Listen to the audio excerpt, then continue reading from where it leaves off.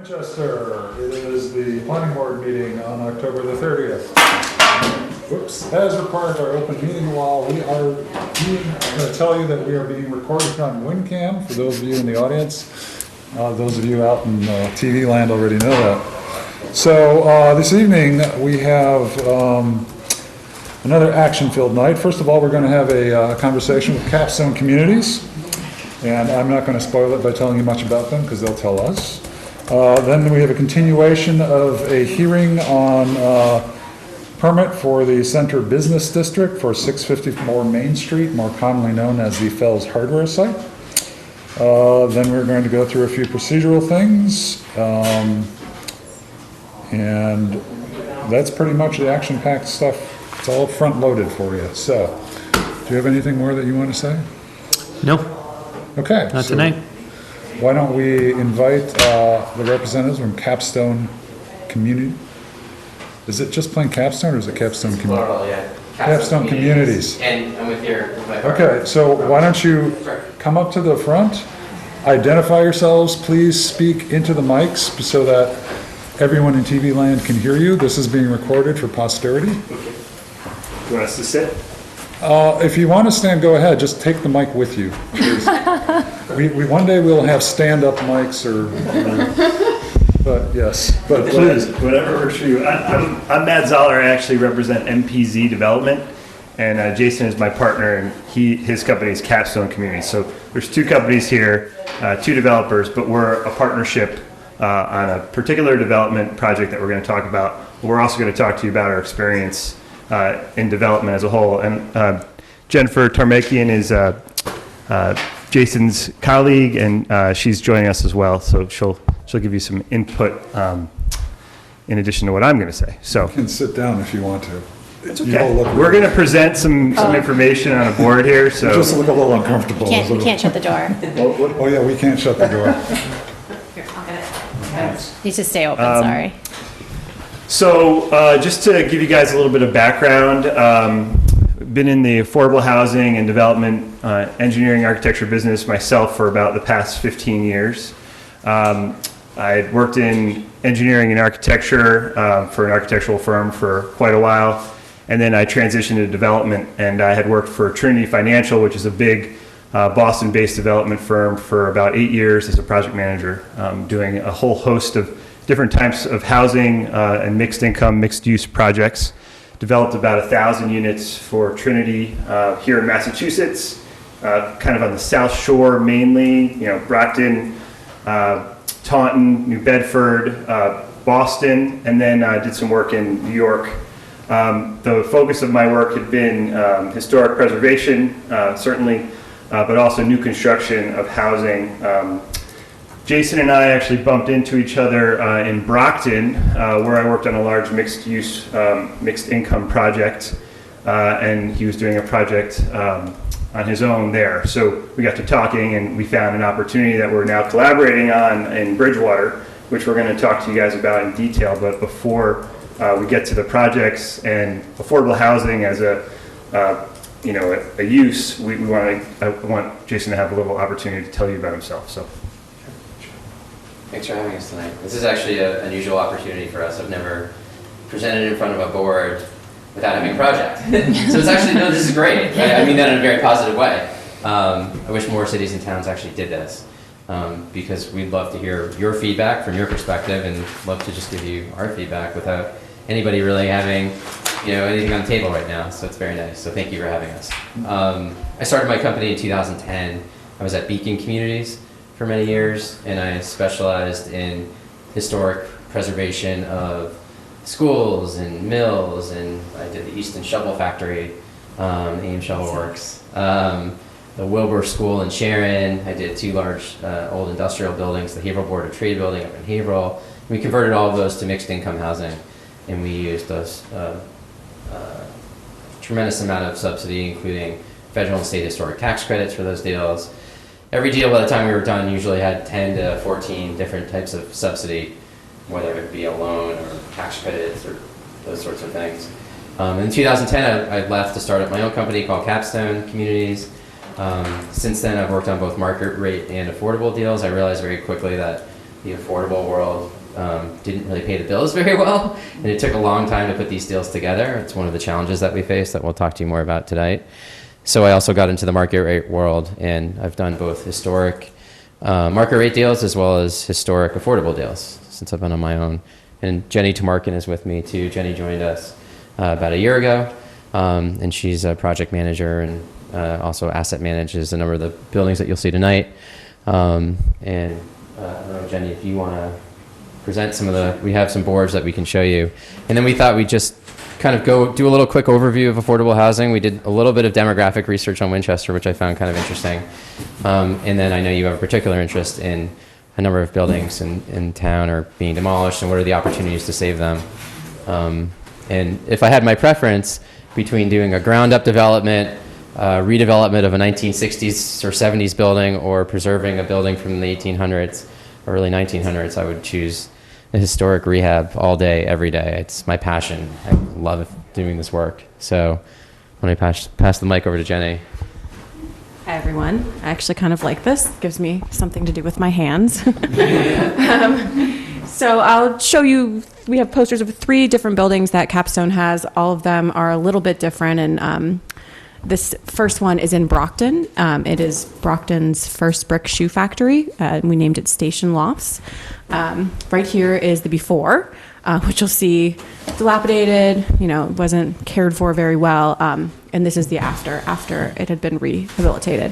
So at this building, we use both low-income housing tax credits, state and federal, and historic tax credits, both state and federal. And it is mixed income, 25 units of mixed income apartments. They range from 1 to 3 bedrooms. And overall, a lot of the historic charm was really saved here. It is on the National Register of Historic Places as well, and has received numerous awards. It really, what was rumored to have been invented there? Sorry. Can I pick up this mic too? They're all Sure. on. So it's actually believed that the catcher's mitt, wow, the baseball catcher's mitt is believed to have been invented in this building. Really quickly, the interesting story behind the building is there's a company called Stahl and Dean, and those of you who know baseball and sports history, Stahl and Dean was like the Nike of the early 1900s, and so they produced uniforms for the first 6 NHL teams. They produced baseball equipment, hockey equipment. Ty Cobb was actually their spokesperson. So there's ads that say Stahl and Dean, and with Ty Cobb, they made the Biffer bat, which was Ty Cobb's favorite bat. So he was like a huge proponent of the Biffer bat. So we actually found all this material and we displayed it throughout the building. And if you'd ever like to see a tour, we'd be happy to walk you through it. But it was really exciting. Unfortunately, there wasn't too much left of the building on the inside in terms of memorabilia. But we did find a few things, like old T-shirt diagram of how to create the T-shirt. It was kind of interesting. So, yeah. Yeah. Do you folks mind interruptions? No, please. go right This should be we'd prefer a dialogue, actually. So you have 25 units, did you say? Yes. What did you do about parking?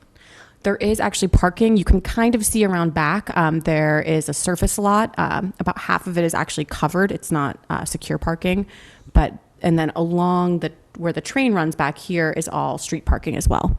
So the lot came with the building? You didn't have to purchase it separately? Okay. Yes. Correct. But Yeah. it's a little bit of a different story on the next building. I'll show you. One creative thing that we did here, there was a single-story building that was built in the 1950s, but it was deemed historically important. So we actually saved it and parked cars in it. And so that was a way of utilizing a historic building in a creative way, and also provided covered parking for our residents. So It wasn't like a Victorian house or anything? it was not a Victorian house. It was a very rectangular box. So this next building is Port Landing. It is in the Kendall Square area of Cambridge. Ground up construction. It's 20 units of 100% affordable housing. So this obviously did not have historic tax credits. And we use the state and low-income housing tax credit, both state and federal. It is a mix of 1 to 3 bedrooms, and there is an underground parking garage. So you can see here, there's 16 parking spaces below. And something I should mention on the buildings that have the low-income housing tax credit, we do use a third-party management company and just do the asset management. So, we review the financials monthly. I meet with the property staff probably about once every month. I talk to them every day. But, they're a really great team and they take great care of the building. And it's something we take a lot of pride in is making sure that these buildings are well maintained and, up to the standard of the neighborhood and are really an asset to the neighborhood. So you maintain ownership of the properties? Yes. All of your properties? Or- Yes, so that's a great question. And we can get into this as we start discussing the different financing sources that we use. Mhm. But the reason why, so the low-income housing tax credit was created in 1986 during the previous Tax Reform Act. And one of the ideas was we need to do something different than public housing, right? We need to actually put people on the line and hold them responsible. And what we saw in housing policy in the past was that you'd have a housing development built that would be affordable. It would start to deteriorate, and there was no one that you could point to and say, you need to write a check and fix this. So the Republicans and the Democrats got together in '86. It was done under Reagan. And they passed the low-income housing tax credit, which required ownership for at least 15 years. And the reason being that, you could install a great roof or a terrible roof. If you're going to own the building for 15 years, you're going to install a great roof. You're going to make sure that the building is pointed properly. You're going to use great materials, and then as the building continues on too, we're responsible for its upkeep, for its occupancy. And there are financial penalties, significant financial penalties, if we don't maintain those things. So it's actually a brilliant program. It has its issues, like everything else, but it involves the private sector. It brings in investors. Banks are big investors in these types of deals. There's something called the Community Reinvestment Act, which you may have heard of. They get points under CRA for investing in these deals. So overall, it's been a wonderful program. It's created over 1 million units of housing. So what happens after 15 years if you want to sell it? Good question. So when the law was actually passed in 1986, they said that the affordability had to last for 15 years and then it would be over. Well, in 1989, they realized that was a big mistake. So they added something called an extended use agreement. So it had to be affordable for another 15 years. Well, even that is a big mistake. I'm kind of taking a circuitous route to answer your question. The Commonwealth of Massachusetts requires affordability in perpetuity. Okay, so they will not fund you unless you commit to perpetuity, even though the program requires 30 years. Technically, you can sell these buildings after 15 years, after 30 years. You tend to not really see them being sold because of the way the financing structure is set up. You have a lot of what we call soft debt, which are they're technically loans. They sort of act like grants, but they are technically loans, and there's a lot of them. And so if you were to sell it, you'd have to pay all of those off, and that's not really possible. The state really wants to preserve affordability. A lot of the developers that are in this business really care about affordability. So you typically refinance. Your investor that was originally in the deal leaves, you bring in a new investor, you make some improvements. So the short answer to your question is typically these properties are not sold. They're held onto, they're refinanced after 15 years, improvements are made, and they are kept for another 15 years. You might use tax credits again. But so since you got the kind of funding that you did, even if it's sold, it has to stay affordable? It does. Okay. Yes. So all of these properties are affordable in perpetuity. Okay. And they have recorded tax credit regulatory agreements that are recorded with the registry. And do they have to stay as rentals? That's a great question. That's a great question. That's an excellent question, actually. So for the first 15 years, they do need to stay as rentals. After that, if you decide not to do another tax credit deal, you technically can condo them off. Okay. Yes. So thinking long term, the Ames Shovel Works when I was at Beacon. Again, I'm only representing myself here as Capstone, not Beacon. But when I was at Beacon, we used the historic tax credit and the low-income housing tax credit. The historic tax credit has a 5-year rental requirement. The low-income housing tax credit has a 15-year rental requirement.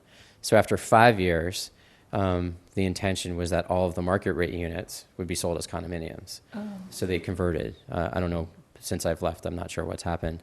And you could actually do the same thing with the I really don't like the term low income. I would say the affordable units or the market or the workforce units. And I have some income information that I can share with you. So, yes, so after 15 years, they can be converted to condos. Absolutely, yeah. So you're 15 years into this project, let's say, or 10 years. Do you still require some sort of grants or some outside funding to maintain economic viability of the project? That's also a Or great is question. does it survive on the rent you get paid? Right, very good question. So the way that housing policy used to work back in the early 80s, 70s, the Section 8 program, which was an operating subsidy, right? So the building relied on this subsidy from the government on an annual basis, a monthly basis. So a tenant would pay 30% of their income in rent, and the difference would be made up by the Section 8 program. It cost the government a lot of money. I mean, in terms of HUD's budget, it pretty much is most of HUD's budget when you look at the Section 8 program. People realized that wasn't really working very well either. So the tax credit program is a capital program, not an operating program. So it goes to write down the cost of the building, in essence, so that the building can support itself through the rents that people pay. Okay. So people still may have a Section 8 mobile voucher that they bring in with them. And we have very limited, typically these deals have 8 project-based Section 8 units, so 8 of the 20 there will have Section 8. But other than that, it's the property supports itself. So people have to pay 30% of their income in rent. Most of the people who live in these buildings work or are retired and Social Security. So yes, And they do support themselves. if they're tax credit units, which means they're eligible for individuals up to 60% of the area median income, that's the most. There's rents associated with that income level, and that's the most that they'll pay for that particular unit.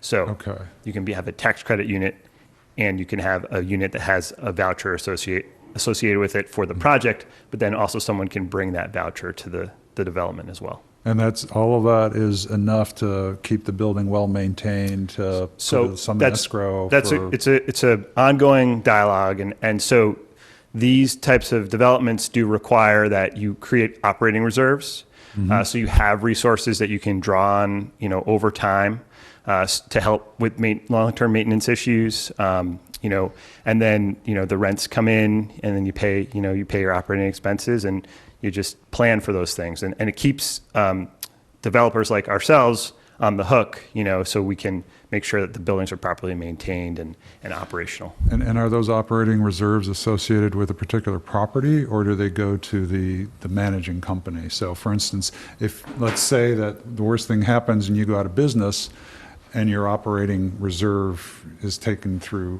bankruptcy proceedings, do they get stuck with no money? Or how do you know that you've got money set away for a particular project? So the bank actually holds it per project. Yeah. Per project, Yes. okay. Yes. And it's held by the bank, and the bank has control over the account. Okay, thank you. Yeah, there was an issue in 2008, as you can imagine. So what happened was, obviously, incomes were going up from the early 2000s, and then 2008 hit, and incomes started going down.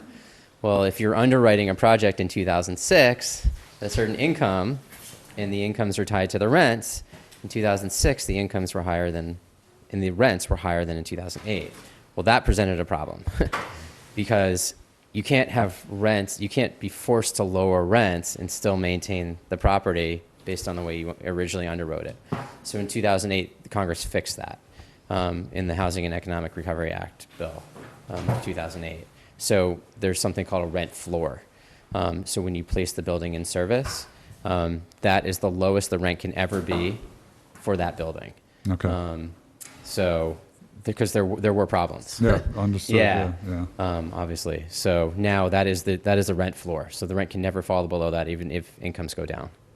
And I'm going to shut up for a while. No, that's okay. You're asking really good How questions. did you Yeah. secure the land for this? Because one of the issues we have in Winchester is securing the land fast enough before on the market. Town meeting, we can't purchase land without going, the town can't ourselves purchase land unless there's the first right of refusal to the town without going to town meeting. So we can't secure land fast enough for anything. How did you secure this lot?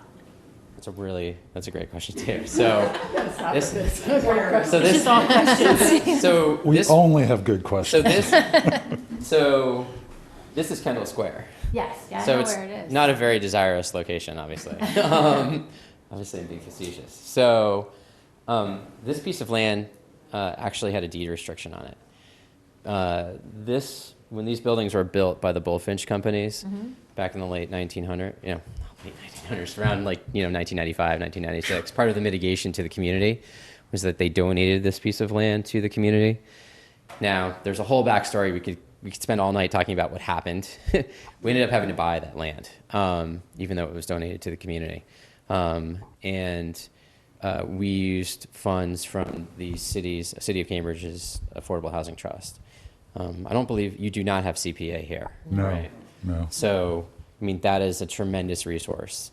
In terms of moving quickly too, the City of Cambridge is unbelievable. The trust meets every month. We'll present a deal. It will get shown to the trust, and we're able to move pretty quickly on acquisition, which is key in this market, obviously. Yeah. That being said, in terms of finding a piece of land, as a developer, that's sometimes the risk that you take. Typically, we would like to sign a purchase and sale agreement that has a long option period. In a market like this, it's very difficult to do that because there's others that are competing with us that will take down the property in 30 or 45 days. So it's challenging. Having support from the town is extremely important. Yeah. But are you competitive in your pricing though? So even though you have a longer time, is your pricing still competitive with those who close faster? A lot of times we find opportunities where others can't make deals work. So, for example, this project in Brockton, it was downtown Brockton. Not a lot had happened in downtown Brockton when I arrived there. More is happening now. In Cambridge, this site had a deed restriction, so it made us competitive. We're working on another site. We were just funded by the governor for 40 units, 100% affordable, right in the middle of Porter Square on Mass Ave. Wow. The reason why we were able to obtain that site was because it was the only parcel on all of Mass Ave in Cambridge, except for one tiny area in North Cambridge, that was zoned two-family. Now, if you know the area I'm talking about, it was literally a tooth. And so no one was really able to figure out how to make this work. And because of the zoning, and we were hopeful that the city would be supportive, we were able to be competitive. Is that the one you showed at that top? It is, yeah. Because then you Yeah. had the houses behind it too. Right. So then after we purchased this front lot, then we ended up expanding the site by purchasing the rear houses as well. It was not inexpensive. This is all public information. It was not inexpensive, and the city was exceptionally supportive financially because they're this is a huge CPA? priority. No, so it was the CPA? Affordable Housing Trust. Okay. Yes. Right. Which exactly. And I think this raises the issue, where and how you can be effective as a municipality in that, with a housing production plan that's forward thinking and kind of looking at opportunities across your community, you might identify locations where affordable housing might make sense.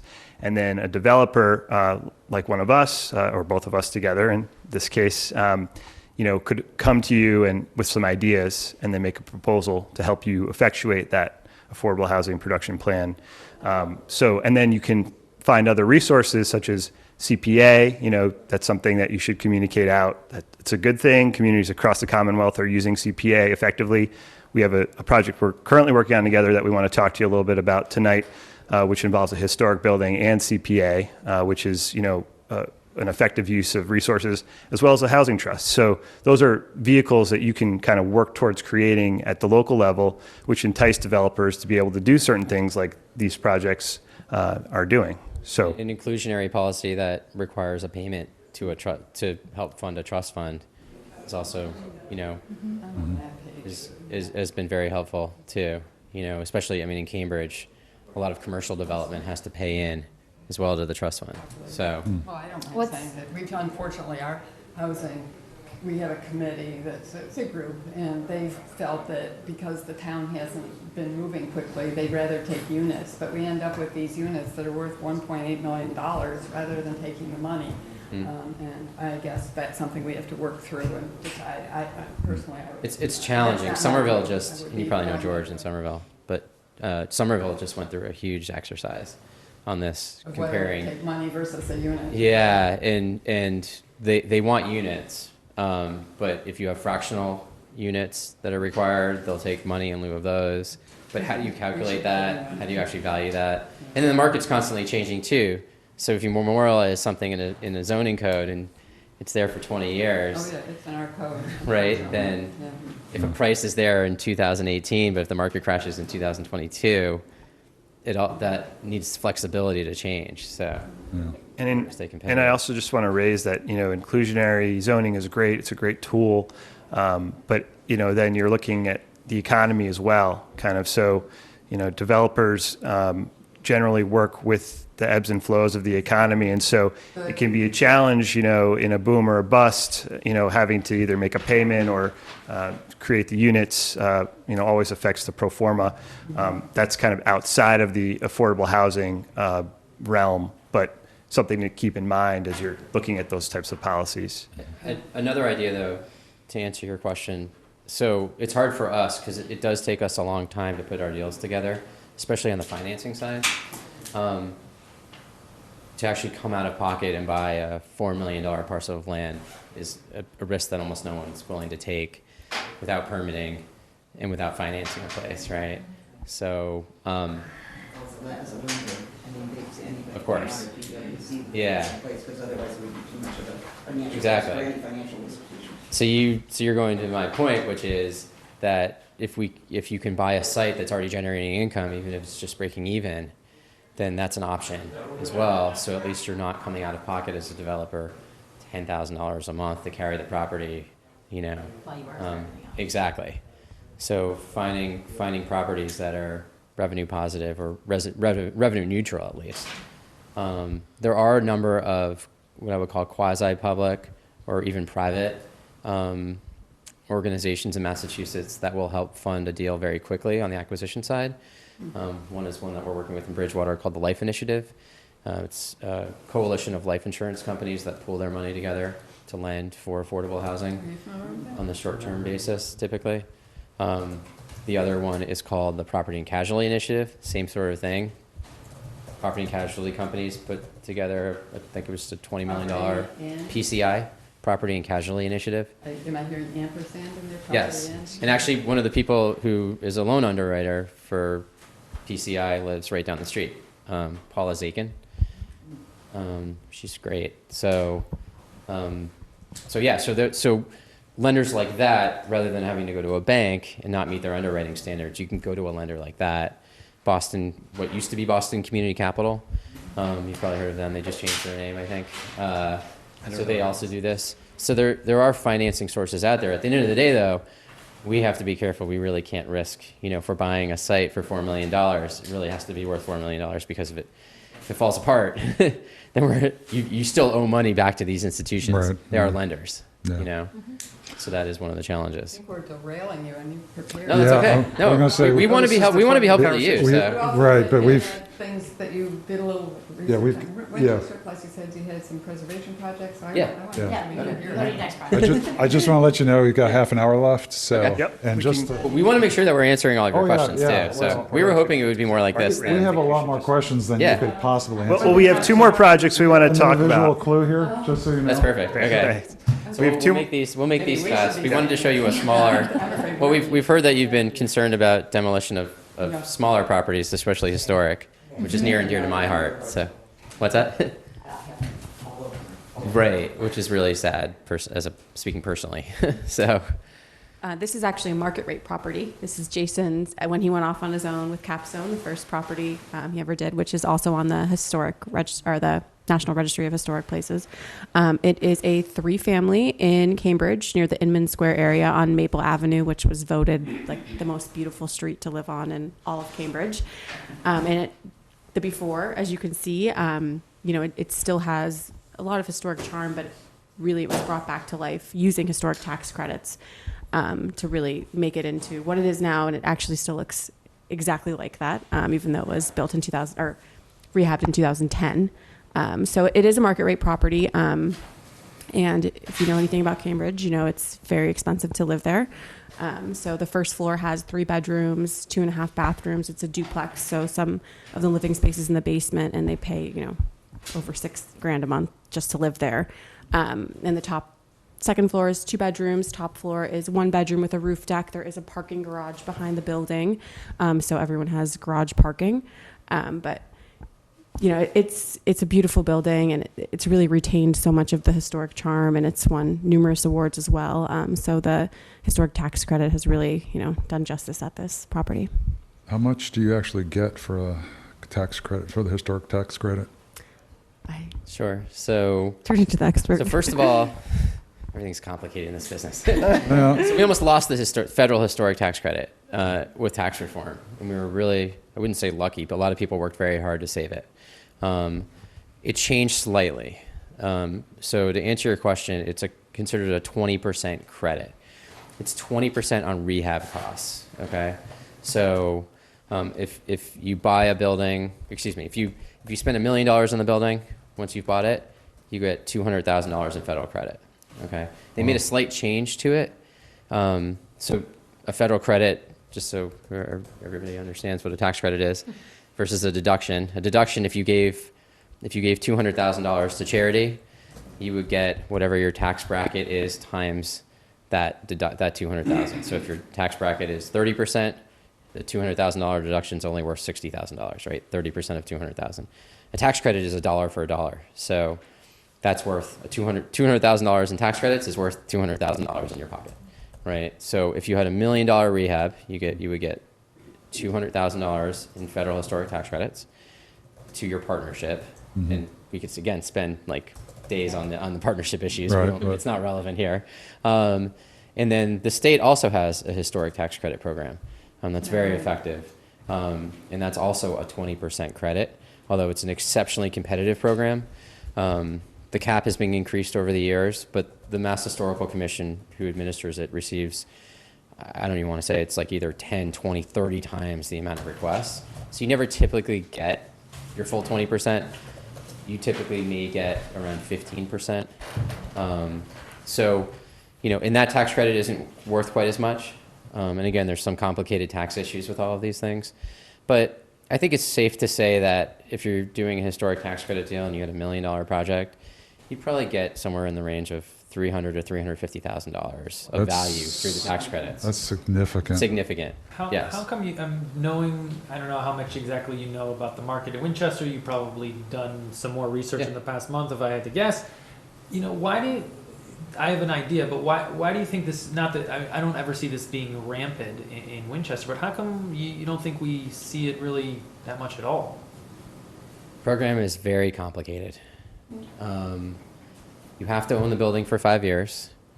It has to be an income generating property, Yes. and it cannot be owner occupied. Right. So you are building a rental property, right? And you have to hold it, again, you have to hold it for 5 years. So if you sell it within that 5 year period, it triggers something called recapture. So some of the credits get taken away from you, plus penalties and interest. So I would say those are some of the reasons, plus the complications. It's complicated. It's a very complicated, from a tax perspective, it's a very complicated program. So people just don't want to do it. You mean? I think If these they are- could- if they could knock it down, then you have to have a passion to do it. I think you have to hire the right professionals. Right. And, You know. and you need to have a substantial enough enterprise to be able to hold on to that for 5 years. Yeah, The so, one thing about Winchester, though, You do, Yeah. yes. I mean, so there's a lot of people doing this now, though. You know, they really are. I could list off. So the best way to find folks, because we I have mean, lazy developers. Some of our developers are. But, you know, the one thing that you would think, and for your things, if you look at the growth of the values of our homes and how they have grown over 5 year spans, and then you go to, you know, all the crashes, and Winchester's kept sustaining itself Yeah, through did those, very well. that, for those who are not and willing to go and look into this and do the legwork and have the capital, Winchester actually has more stability in their housing values, and the revenue that you would get in those 5 years alone thereafter Yeah. is worth the risk is reduced in Winchester. for I agree, that. and But you do people have to go through realized a lot of that. steps. And right, and a lot of people have realized that, and a lot of people have done very well with this program. Because at the end of 5 years, you can sell them off as condos, you can sell it off as a three-family house. Oh, my goodness. You can, there's no affordability requirements, but they do govern the interior and exterior of the building. So we did a project in Arlington. It was an old Greek revival, 1850s home. I didn't bring that one. This is- I should have brought that. Tell me, that's the- It's Yeah. 13, Yeah. 13 Winter Street in But it's Arlington. anything on the National Register, correct? Well, so that's the other challenge. And there's a lot of cities and towns now that are trying to create National Register districts Yeah. to promote this type of development. And what people need to understand is that just because your property is in the National Register district doesn't mean that you can do whatever you would like to it. Actually, Yeah, a we local know. a local district is more constrictive Yeah, than a National Register district. yeah. In order to create the districts, though, I believe you need like at least 50+% of the property owners to sign The off. LHDs. For the LH, for the locals. No, no, no. No, he's talking about for National Register Also for districts. local. I believe you do. Yeah, Okay. you need at least 50% of the homeowners. So for to use the federal historic Talking about tax National credit, Register, though, that's what's relevant to the. right? So to use the federal historic tax credit to do a project like this, you really have to be in a district.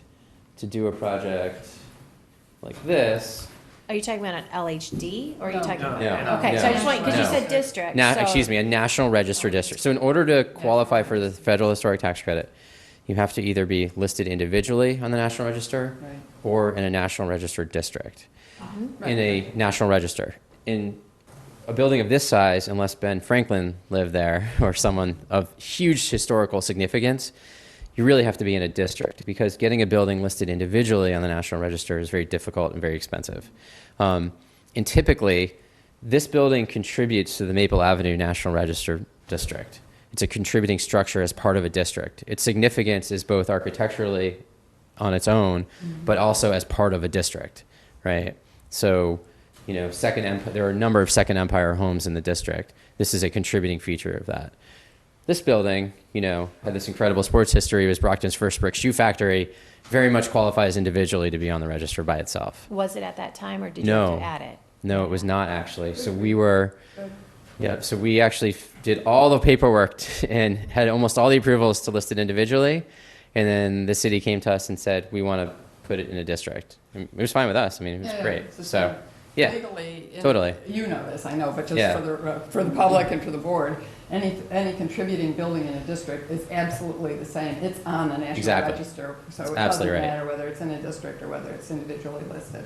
Right. They're all on it. They actually have a So, lot. so there is, Yes, so there we is, do. there is some We really have a good, lot, we do. there's really good news here though, too, which is that even if a building is not on the National Register, it does not mean you can't go ahead and apply for federal historic tax credits and actually get them.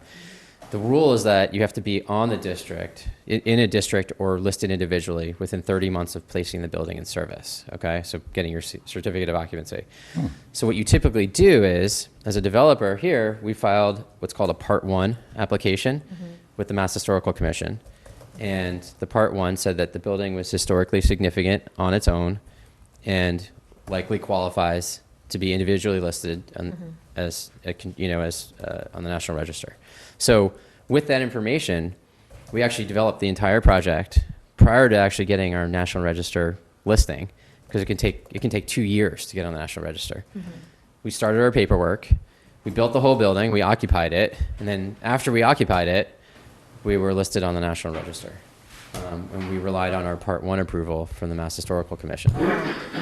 So, Is that I mean, it sounds like that's kind of a gamble, or is getting the Part 1 really sufficient to get you on the National Historical? pretty much, Okay. yeah. It's because They approve it, you're in. it's the state, even though it is a National Register district, and technically the Park Service does need to sign off on it, it's all done at the state level. Okay. So there is a National Register person, few people at Mass Historic, and they're the ones, the hearing is held by the Mass Historical Commission, right? And we have a very sophisticated Mass Historical Commission here. They also So take feedback from the local historical commission also. they would take feedback. Yeah, absolutely. Definitely. That's definitely important. So, Another tool to put in your toolbox, consider a district if you think you have buildings that are significant, so you can kind of start the process that Jason's kind of been talking about. I want to throw that back to Brian, who's now attending our historical commission meetings, that they've been doing great work and that this town is now funding survey stuff, and they're prioritizing surveys, but I think we do need a little bit more oomph here in terms of going back and putting nominations to National Register because of the benefits. So they've really prioritized surveying, and they just keep going with the surveying, but. Well, for the- No, they're certain- surveying so they can, Yeah. create the national. Exactly. I think instead the of survey file. Survey is required. will lead to districts. I think that's the goal of the historical commission. Well, let's push that off, but I think. Yeah, the survey. we should have a separate discussion about Yeah, that. but it's, no. Because it's their time. Yeah, yeah. We're here for you guys. From, No, we're from a happy to be here. developer's perspective, Yeah. the way we find out if something's on the National Register is we go to a site called Macris. Yeah. Right. Yeah. The city of Cambridge. You can go to the Historical Commission's website and click on a PDF, and it shows you every NR district, local district, buildings that are listed on the state. It's really helpful from a developer's perspective that does this type of work, rather than me having to go to Macris and saying, is this building qualify? Does this building not qualify? And sometimes it's like a roundabout. We need a local database. That would be great to have just a single PDF. The that you only, can click on. the It's really reason, helpful. because I was chair of the historical commission, but before I became on the planning board, but the reason that is not done in Winchester is because it's constantly changing, and people were referring to it assuming it was the Bible of all the A properties. town listing. Yeah, Okay. so that's where the Sure. Winchester decided just keep going to Macris, because they're constantly updating it. More properties in Winchester are constantly being added. Woburn sometimes will pull some of our properties in, and we don't even know about it until they're already on, so. Understood. Okay. So that's why Winchester point. made that choice not to go that route and Okay. put them up online, because Macris is the best way to go. Right. That makes sense. So we have one more project we can talk to you that we currently have in development, and I just want to speak to kind of the market segment that we look to fill, which is anywhere from 20 to call it 80 units. We see that there's a need, Yeah. and Jason and I are the developers on the ground doing those types of projects. We left larger companies that would do these big projects that are multi-phased, hundreds of units, and so we saw a need to do smaller projects that are impactful. And I started my company in March of this year, and so embarking on that front, we found this opportunity in Bridgewater, which has really become what we think is a great model for a community that has, this particular community has CPA resources, and they had a building, a historic building that they were looking to redevelop. So this is on Main Street in Bridgewater. You can see it's not far from the central green area in the downtown. It's roughly about a 3.5 acre site. The site that was RFP'd was just this rectangle that you see here, which had the McElwain building on it, which was, let's see, right here. Thanks. An old school building built in 1913, donated by the McElwain family, and built for the community of Bridgewater. And so the school closed in 1996, and the town tried for several efforts to sell the building. The first time they tried to do a 15-year lease, that didn't really work. And then the second time they did a 30B RFP, which was advertised publicly in the Central Register, and a bunch of people looked at it, but Jason and I were the only bidder for the site. So it had been vacant, and it still is vacant since '96. And so we saw an opportunity to kind of utilize the entire site and put 16 residential units in this building. So that's what we're proposing. A new building at the back of the site, which I have some renderings of, but you can see kind of in the background there, of 38 units. And then That's kind of disguised behind the McElwain. so the historic nature of the McElwain stands true. It doesn't change the street frontage on Main Street here. And then we saw this opportunity to make a private acquisition where we bought a 3-family home, which we just found out today may qualify for state historic tax credits because we submitted a PNF, a project notification form, to Mass Historic Commission for the whole site, which is really exciting for us, and we're excited about that. So we'll keep the 3 units that are in this building and have this as a maintenance building for the site. All total 57 units, so kind of in that window that I spoke to. And this will be a subsidized affordable housing project. It'll have mixed income units, so it's not just affordable housing, it has market rate units as well, and it has about 85 parking spaces. In addition to that, we're also creating what will be a public park on about a quarter of an acre at the front of the site. And the town not only had this beautiful historic building that they want to see renovated, but they've also made a commitment to contribute $1.345 million in CPA resources. So, as a total project, we're looking about $21 million for this redevelopment project, but it will impact the town in a number of different ways. It'll create tax revenue where there never was tax revenue before because it was a municipally owned site. It'll save a historic building. It'll create a public park with amenities. There'll be amenities for children. This is a family development, so there's, those elements. We're also doing a community space in the new building. So there's a whole host of amenities that'll benefit this community.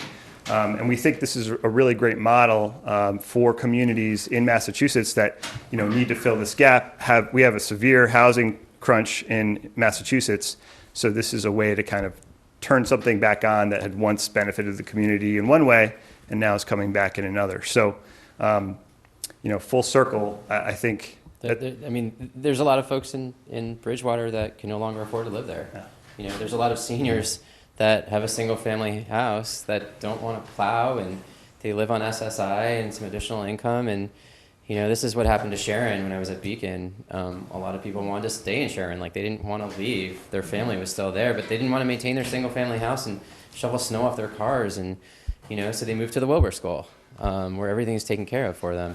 And, these are people that have worked really hard in their whole lives. They just may have worked jobs as teachers or whomever and, didn't have the opportunity to save a whole lot. So they live off their SSI. And so we've heard from a lot of people that they're very excited about this. I did look at some demographic information here as well, which I thought was really interesting. Winchester. Very, very quickly, because I know you're. Yeah, tell me about me. So very That's quickly. 10 minutes to talk about you. I do have one more question about So- that. Yeah, we have until 8. So very quickly, I just looked at. I was actually surprised at how high your housing costs here. Like, wow, did I type in Winchester correctly? Did I type in Cambridge? But so I was just looking at what's available right now to rent, and this is like the worst time to rent. Prices are low. It's November. No one's really renting apartments. So here's what's on the market for right now for rentals, according to MLS. 1 beds are $1,700 a month here. 2 beds are $2,600 to $3,500.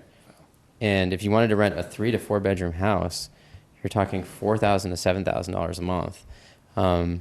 So my question to you is, for a 1 bed, so HUD has standards as to when people are rent burdened. Now, most people in Massachusetts are rent burdened, okay? So we're all rent burdened. But if you have to pay $1,700 a month for a 1 bed, how much do you have to make to not be rent burdened? Oh, big quiz. What do you think? To not be rent burdened, how much do you have to make Brian. for a 1 You have bedroom? to make 3 times more of that, right, each month.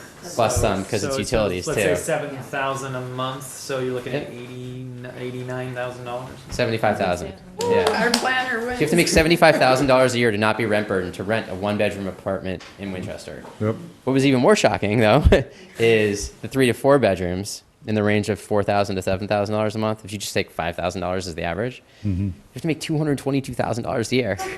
It's unbelievable, right? I mean, so It's not reality, though. There are a couple of other numbers that maybe I have up and maybe I Oh, don't. but let's let Jason. Sure. No, it's okay. Yes. I just want to let you know that, for instance, we have some stats on what percentage of whom is rent burdened. So, for instance, 18% of elderly families are rent burdened, 28% of elderly non-families, so that might be someone who's lost a partner. Okay. 47% of renters are rent burdened in town, so yeah. Yeah. We have a huge population that is really facing it. I did have one So quick, the last thing I was just going to say, I didn't mean to interrupt you, is so we're building housing that is affordable for mostly 60% of the area median income. Just to give you a sense of what that range is, it's $45,000 to $65,000 a year in terms of income, and maybe even slightly higher. So that's in general. You know, if you make $45,000 to $65,000 a year, you'd pay $1,200 to $1,700 depending on the size of the unit in a development like what we're talking about. So, sorry. No, I've actually asked too many So questions, with but so little time left, I'm just, we have some. We can come back again too. We're not. No, it is. I'm enjoying this conversation. Yeah, it's just like, hello. some No. In all seriousness, we're happy to New come back. business model, This is, the one we this is don't really see. nice. But, Yeah. So in terms of interaction or dialogue or whatever, because there is one town-owned parcel, that's a fact, that's the Waterfield lot, and Yeah. probably Brian and you are aware of that, or have talked about it, but separate from that, we know pretty much where the logical places are for redevelopment in this town. We're not, if it's a street of houses, all identical, all built in 1930 or something, you're not going to go in there, but we know where our arterials are, we know where redevelopment would be desirable, because it's just kind of yucky use. I won't, you can imagine, but it's low, it's just not used, it's not highest and best use for the site. So how do we connect with you, or how do you connect with the community where you've not done work before? Where do we go with this conversation? I mean, I think you're doing it right now, right? So we were in touch. Matt was in touch with Brian. Yeah. And we've had, someone like having Brian on staff is extremely important. I'd say that's Brian his head's big enough already. no, but that's the key. That really is the key. That really is the key, because we don't want to be. All of the deals that we've shown you tonight were heavily supported by the communities. Not everybody in town loves what we do, but the leadership and the staff are behind it, and that's really important. And so, the fact that we connected with Brian. Yeah. And I think just opening a lot of communication with developers is a way to kind of just hear ideas, and see how you can work with what you have existing. Your housing production plan is a great resource. Just getting that information out there. MHP is Yeah. a great resource. Massachusetts Housing Partnership. We've been talking about them for the Waterfield lot. They've been doing a build-out analysis for us. That's great. That was one question I had for you. Do you guys do, one, build-out analyses, and number two, do you help with implementation of HPPs? So we're definitely developers. So we're more on a project by project Sure. basis. But there's housing consultants out there Yeah. that would do that work for you, and you could cast a wider net with doing a RFI, request for information, and working in the space that we do, which is this 20 to 80 unit kind of spectrum. We're constantly looking at the public resources that are available and also land that's available. So, obviously you'd have to go through a process with your town committees and whatnot, and town meeting ultimately to dispose of property. But if you could identify properties that you feel are worthy of development and get them out there, Mass development is also a great source Yes, too. exactly. Yeah, so mass development, MHP.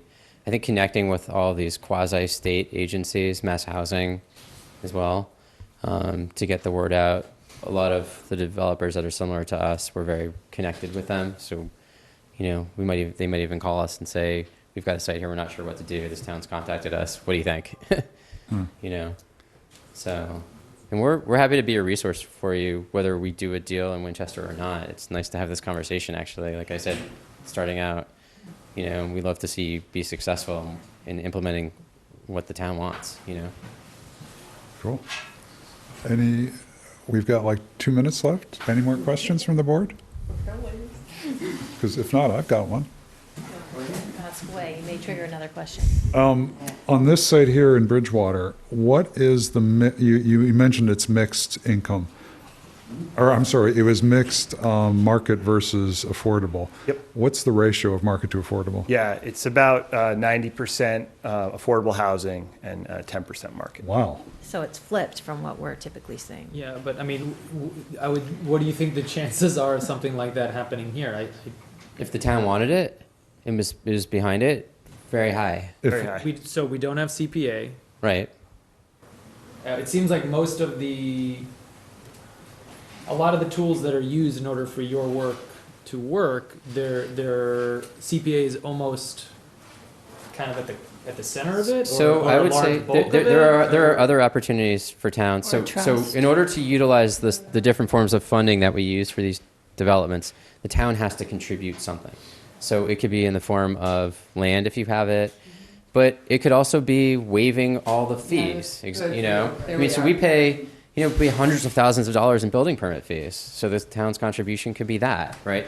So the state wants to see towns like Winchester do this, right? So if you don't have a housing trust, I don't know if you're in a home consortium here. So if you're not in a home consortium, home is, for everybody who's wondering what home is a HUD program. It provides funding for affordable housing. Cities and towns mostly cities receive them directly, the state receives it. And if you're a really small town, sometimes you're part of a consortium of a number of towns. But if the town does not have it, is not passed it, the state's still looking to do things here. And again, I can't speak for the state, but based on what I understand, so if there's other ways that the town can contribute, like waiving fees, helping with some infrastructure, maybe applying for a MassWorks grant together, that kind of thing. So I would in no way say that you not having a trust or CPA would hinder a heavily affordable deal here if that's in fact what the town wanted. I would not be discouraged at all by that. So please do not. The state's really looking to see. They're really looking to see towns like Winchester build affordable housing. It's actually, can we add that It's to our desperately agenda needed. for Select Board to talk about waiving fees for affordable projects? Yeah. What's on the other board? It's a beautiful rendering of the McElwain building, Oh, full okay. size. It will be. I like how you got the sky to be blue. Special It request. was, Once it's finished, the sky will only be blue. yeah, before and after, the sky looks much Let nicer. the stone unturned. We took a picture of this at night just to be illustrative to show, this isn't really doing a whole lot right now for the town. And it's a huge liability too, Yeah. so. Excellent. Well, thank you very much. Yeah, Thanks that for was inviting great. us. Thanks for having Yeah. us. This is Thank you so great. much for having us. We really Thank you. appreciate it. Very much. Thank you very Yeah. much. Firing. Here's some other way, because on your website, the images of the houses, because they were Arlington, they were Cambridge, and it just goes really fast. I would suggest you send us some kind of visual. If you click on project experience, you can click each one. No, I know that, but it'd be good if this Yeah, do you want us to send Our you? website's We can send you that. not, right. Thank you. Share that with you. You're close. What's that? You're somewhere in there to be interested in preservation. Oh, yeah, sorry. Thank you, Jennifer. Okay, excellent. You prefer Jenny though, right? You prefer Jenny over Jennifer? Okay, good. It's a new thing to me. I always use Jennifer because I thought Jenny growing up is more natural for me. Cards. Everybody's business card. I don't even own cards. I have work cards, but I forget to use them. What does it say? Your name? So these, I thought they joined because he was doing this. Right, right. I thought he was doing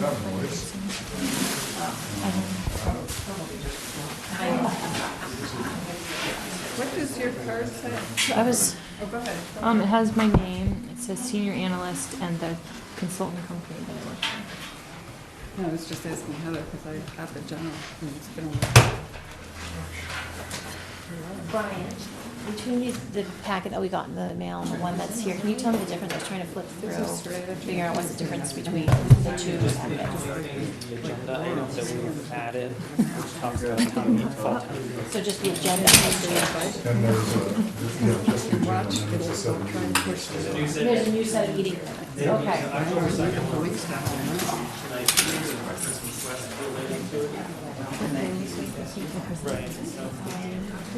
I thought we were picking up. Okay. Yeah, that's what I thought. But those are in here for the first time, right? Just gonna have it come in. I don't know. Exactly. Speak up. I always think. No, that's it, I'm come up.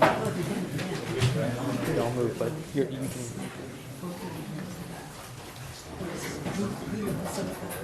And if we need to, Are you gonna call for it? Just announce it at the comment. I'm not sure. Okay, so, can we get some, we're gonna have to go through, the second half of the hearing that was interrupted. And the next part would be to have advocates from the audience come forward and give a public hearing, because that's what we left off with.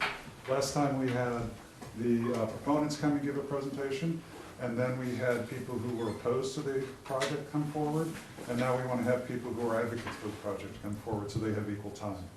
So we just want to follow through with that, and then we're going to set up time for the board to discuss. Can I just ask, Yeah. would we be able to complete our presentation? We really weren't able to complete Well, it. you were, Allocated. 15 minutes is what I understand is what the I'm going to speak on the mic here. 15 minutes is the standard for going before permit granting, a special permit granting SPGAs, and that's certainly what the ZBA has a habit of doing that, and we were going to give you 15 minutes. We didn't realize that you wanted 30 until the meeting, and so... So I did obtain your planning board procedures for the Mhm. hearings, and I acknowledge it does say 10 minutes maximum with possibility of an extension of no more than 20 minutes. Right. So, And we gave you a 5-minute extension because that's essentially what the ZBA does. And so we are essentially, we have the same level of authority, so we gave you the 5 minutes that gets you that. we're just trying to make our presentation Mhm. and have it be thorough so that the board can appropriately deliberate, and we feel that without doing it, it's providing a disservice to the board, to the applicant, to folks that want to speak either against or in favor, to be quite candid with you. So we would just like an opportunity to complete the presentation. I think, Chris, you're talking maybe 10, 15 minutes? So, Well, my opinion is that the 15 minutes should have been sufficient, and I apologize that you came with a 30-minute presentation and you only got 15. But the rest of the board can tell me what their thoughts are. This is a democracy. They should leave the table while we discuss this. Yeah, I think it would be best if we could have the table. okay. Didn't mean to crash the party. Nope, that's okay. It's a standing room only. I think there might be one seat back there for you. Want to hear from the board, and we need one more mic, so Maureen has a mic. Hold on. Oh, there's a shortage of mics. Good mics. I thought they got pretty far in the presentation. We were already at the site plan and the floor plans, and we had done the whole context, so I felt like there was enough information. I don't know if anyone in the audience didn't feel that way, but I felt as a board member that I had enough. Okay. Yeah. Why don't we go on, Maureen? Same, I feel as if I spent a lot of time, and we, of course, did get the whole package, so I read it with great care. So it's also, of course, a meeting for the board, so I'd like to keep going, because we also have 1 hour for this evening, and I don't know where we're going with this, but how many nights before they're limited, we have limited time. Any other comments? They didn't get to a lot of things, so that I think are things that are not on those plans, but the presentation was pretty much based on showing us things that we can actually see ourselves in our packets, and there was no extra information outside of what the drawings actually are, we already know. So if there's information that's not in this packet, then yeah, I think it'd be very good, because otherwise we're gonna be spending a couple hours going through questions with them about where are the affordable units, where's this, how did you incorporate this regulation into because they didn't address any of that in their presentation.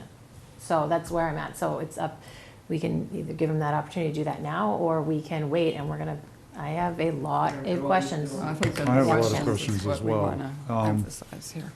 So it seems like the board is somewhat split, but mostly, what I might suggest is that, in keeping with the procedure we started last week, is that we do have people from the public come forward, because I want to make sure that those who are in favor of the project have a chance to speak. And I want to give us, let's say, 25 minutes for that. And then the rest of the time, the board can, what I would like to do is start with some of the questions, and then maybe have the proponents give us the section of their presentation which might address those questions.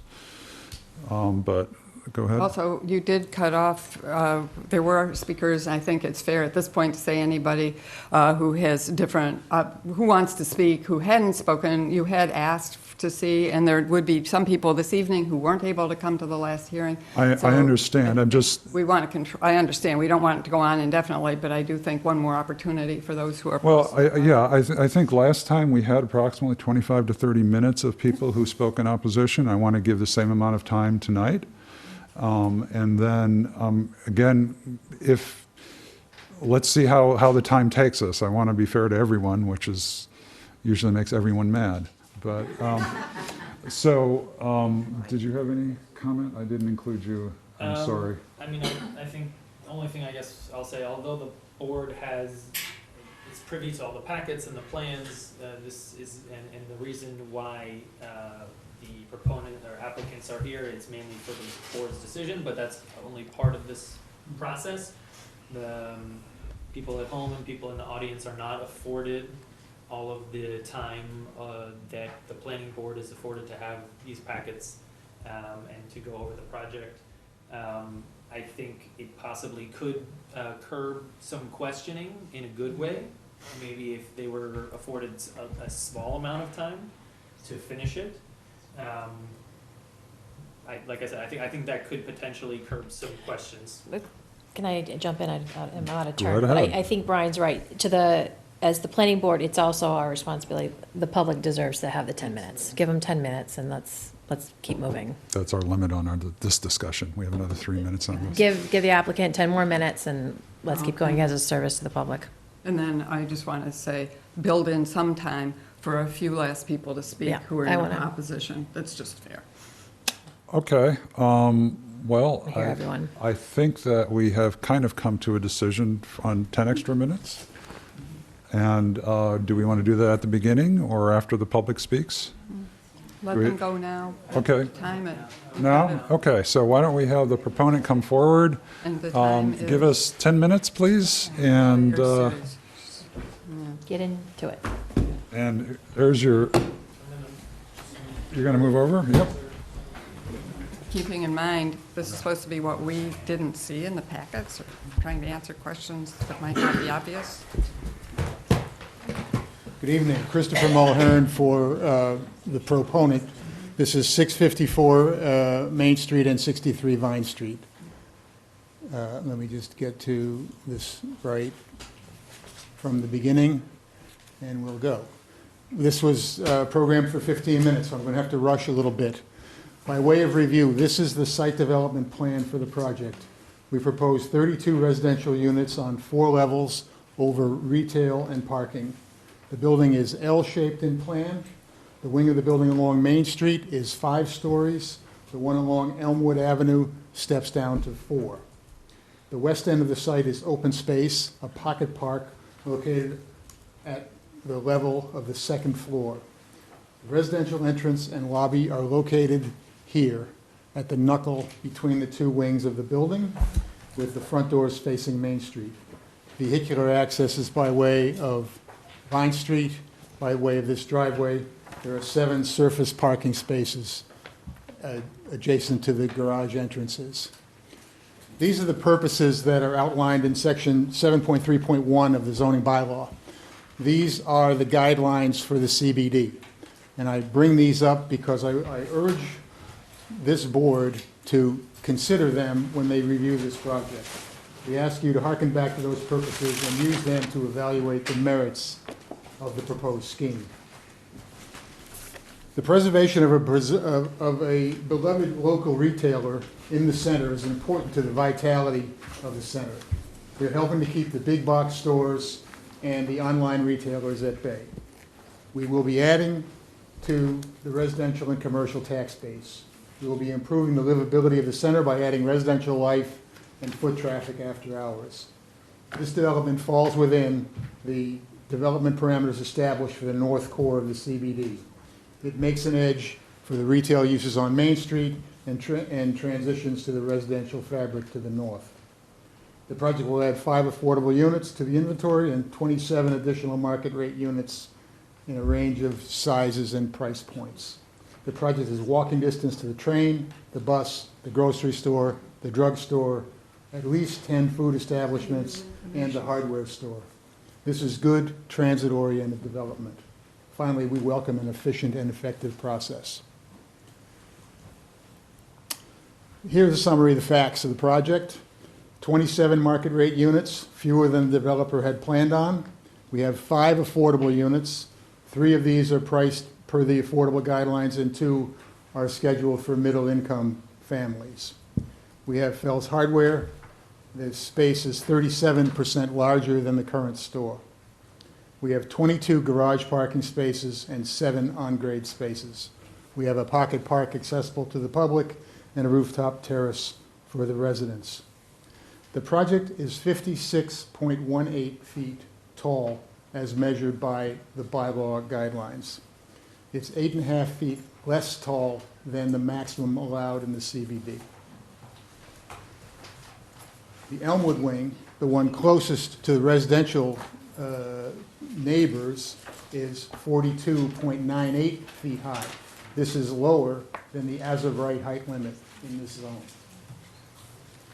At 2.48, the FAR for this project is just under the limit set for the special permits in the North Core Zone. It should be pointed out that when this board proposed this zoning, there was a long and lively debate about what the appropriate density is for Winchester Center and where that density should be located. That debate didn't take place in a vacuum. Experts were consulted to look at both the massing issues and the economic aspects of the FAR decision. At that time, the consensus was that in order to get quality residential developers to propose projects, there had to be sufficient density available to offset the other complicating factors and costs affecting downtown projects. The further consensus was that of all of the areas in the center, the North Core was the one best suited to the increased density necessary to make the economics work.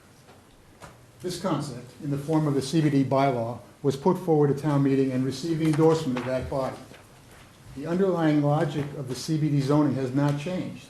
This project embodies the height and density guidance that was endorsed by town meeting. We're proposing 2 spaces more than the minimum required for the residential portion of the project.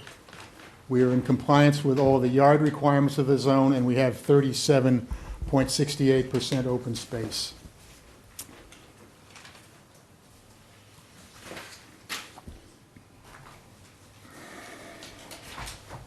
Section 17.3.17 contains the design review guidelines of the bylaw.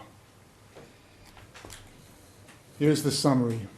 We've paraphrased these, condensed them into bullet points, but this is what the principles that we're supposed to be adhering to when we design in the CBD. Compatible with historic Winchester, timeless and subtle, positive additions to the center, active setting along main streets, new residential development, maximizing hours of activity, integrating public and private realms, complement and harmonizing with adjacent uses, and executing to the mutual benefit of the neighborhood. We believe this project is consistent with these principles. 17.2 talks about open space, pedestrian circulation, and service facilities. This is an overhead view, an aerial of the Pocket Park at the back of the site.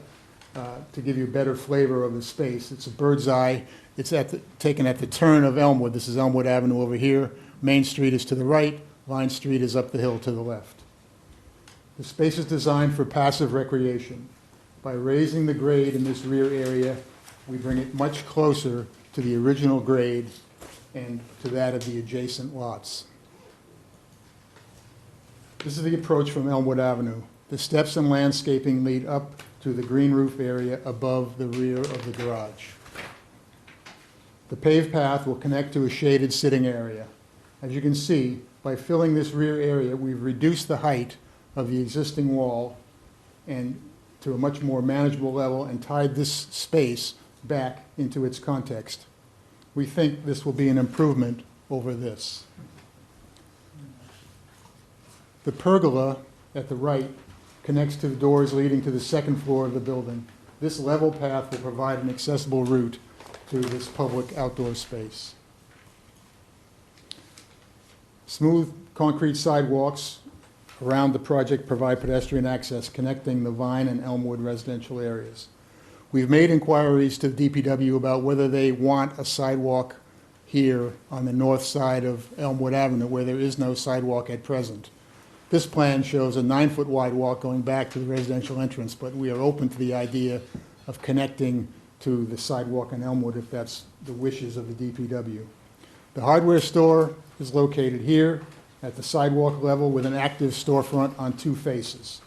The residential lobby, located here, is separated from the retail access, and the service components of the project are located at the back with curb access here opposite the existing driveway to 666 Main Street and as far from the Main and Vine intersection as possible. 17.3 talks about mixes of use. We have 3 of the 4 uses. 17.4 talks about height, scale, and massing. Goes on to talk about street walls and setbacks and the silhouette of the building. The tallest elements of this building are located as far from the residential area as possible to minimize the shadows. The variegated top with bays, towers, and dormers is integral to the design. The building elements, particularly at grade, are scaled to human dimensions. The massing of the project, as quantified by the FAR, is less than allowed by special permit. The building lines follow and reinforce the existing street pattern. The building is broken down into 4 distinct elements, with each element further broken down into smaller scale features. The exterior materials are organized to reinforce the existing lines and materials of the CBD. This cornice line matches up with the cornice down the street on Main Street.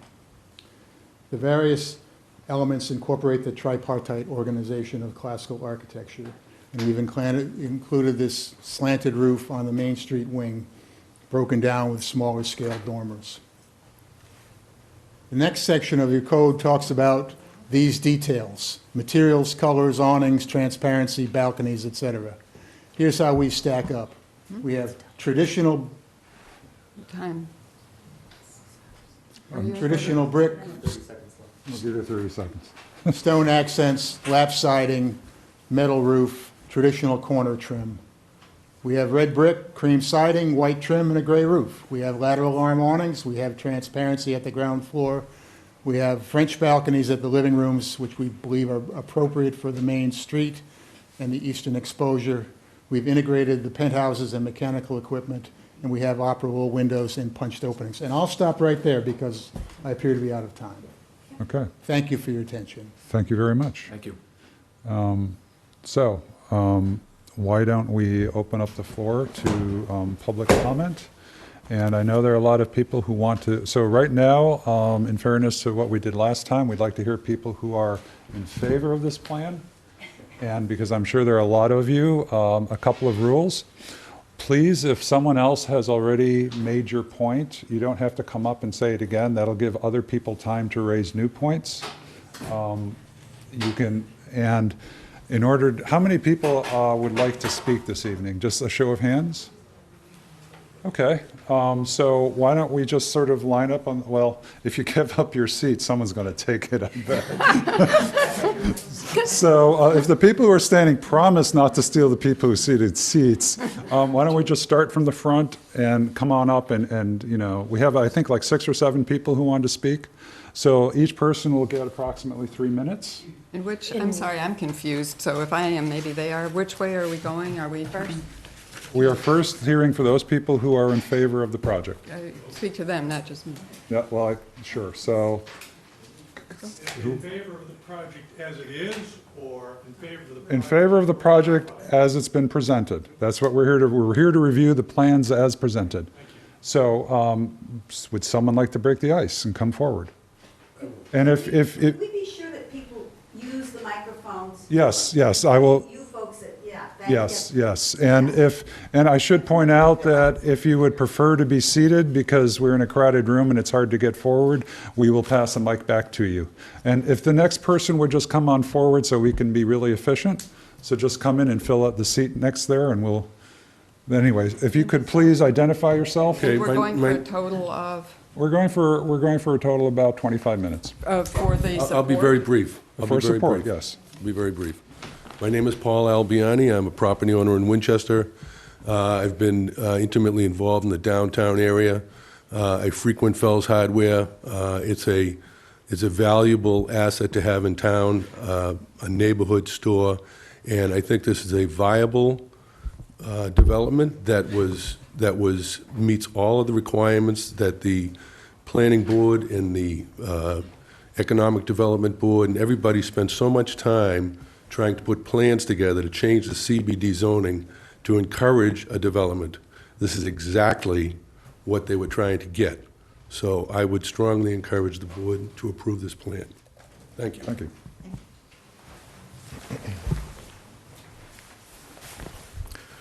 Good evening.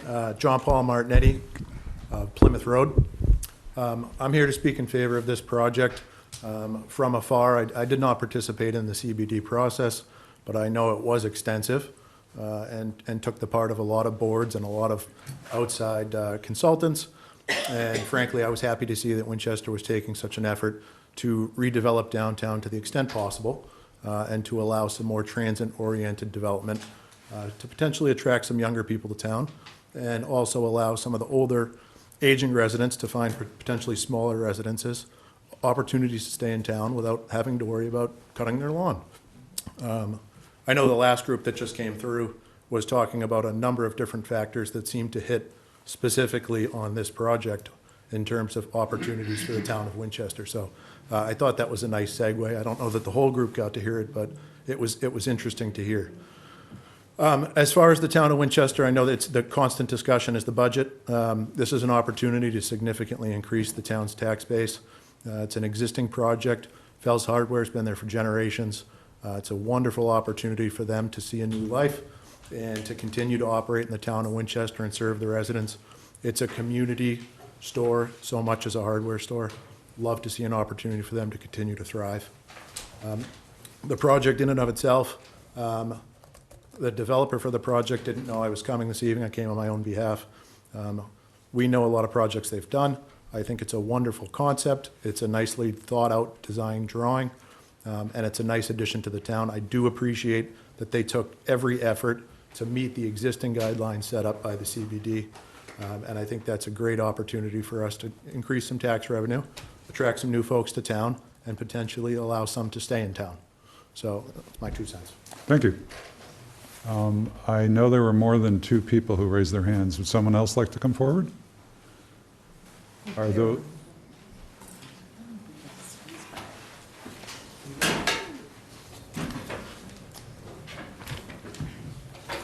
Hello, my name is Donna Campbell. I've been living in Winchester for 34 years and going to Fell's Hardware for 34 years. And I've gone to several meetings in the town that's brought people together to talk about how we're going to develop housing in the town. And I'm also live in a neighborhood where some lovely little homes have been knocked down for big monsters. Could you speak a little closer, Sorry. please? But also Anyway. address, we always get, I'm sorry, what? when people come forward, we always ask where they live as well. Oh, I'm sorry. 8 Parker Road. Thank you, thank you. Winchester. And so one of the things that I got out of those meetings was that if we don't meet the requirements for affordable housing, that leaves the door open for contractors to come in and do what they want with properties that they can buy. This project, as people have said before, so I won't repeat all the positives, but some of the negatives I've heard, I like traffic. I just don't see all the years I've been in that area where that many units could actually affect the traffic that much, people coming and going a couple times a day. The other big bonus of this project, I think, is for a lot of young people who grew up in Winchester, want to come back to Winchester. They're young professionals. They don't want to have a car. They just want to get on the train to go to work, and then they want to come back to Winchester and eat at the restaurants, hang out in town, be with their friends, be near their families. It's a big bonus for the youth of the town, or for now the young adults of the town, and obviously for the seniors who don't want to leave the town. It meets so many of the needs. I see it as such a big win-win for the little things that people have been objecting to. You can't make everything perfect. The house that is in question about it being torn down in order to build this house, I think is a small sacrifice, this building, I mean, is a small sacrifice to provide this much housing in the center of town. And in terms of not having trees in front of the building, there aren't trees in front of the building now. If anything, I would say make sure there's some greenery, shrubbery, you want some greenery in front of the building, but it doesn't have to necessarily be trees if that's a big concern of anyone's. All those things I think could be met. But mostly I think it's something we need and we should have more of in the center of town.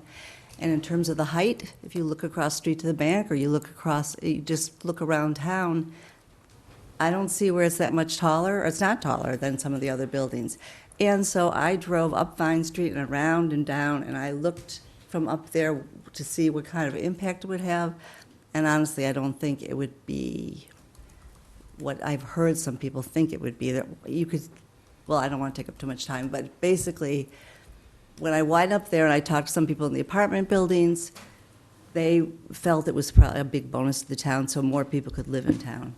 And there already is a project going up right next to it, so it's the kind of thing we were hoping to have fill in the center of town. Thank you. Thank you. Do we have anyone else who would like to speak in favor of this project? Okay. We do.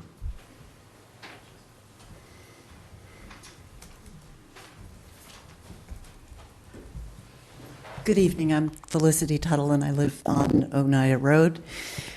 I've been a resident for 39 years. I think, as has been pointed out, there are many things that this project fits beautifully in the intent of creating more residential units in the CBD. And I think that's critical for our vitality as a town. I think having Fells is a huge asset. More than that, I'm particularly pleased that it's an opportunity for us to have several more affordable units in town. That is one of our biggest failings. It continues to be a failing. Some of the wonderful, beautiful units that have been created within walking distance of the center recently have been high-end.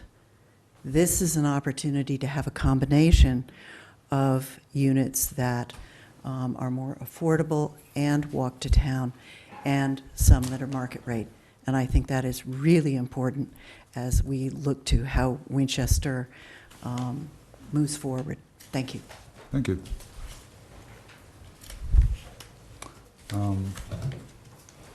On average, people have been doing less than 3 minutes, so we have a little bit of time. Is there anyone else? Excuse me.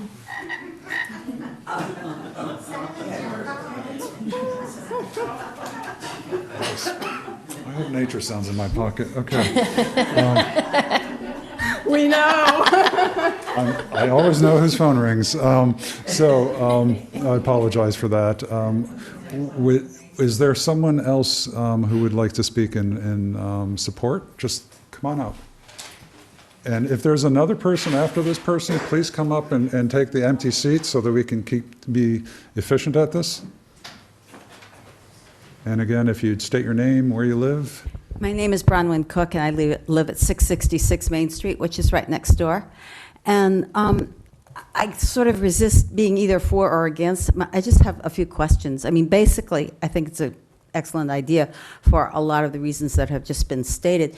I have some concerns. One is, speaking of trees, we've got 3 beautiful trees in front of 666, which is the building right next door, just slightly, in case you don't know, it's just slightly covered by those trees in that picture. So we're on the corner of Vine and Main, and I'm just hoping that in the process of developing something that those trees don't get thrown down, messed up. You know, it's just a concern. You Okay. look like you're confused. Is I'm that- just simply confused because I don't know where I will record it. I'm not sure exactly where. Do you know where Aren't the you corner?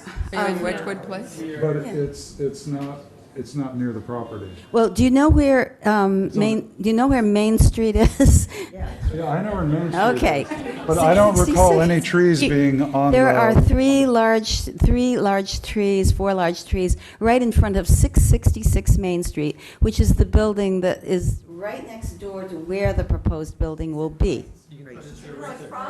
Yeah, but they're across the street. So how? They're not on the lot.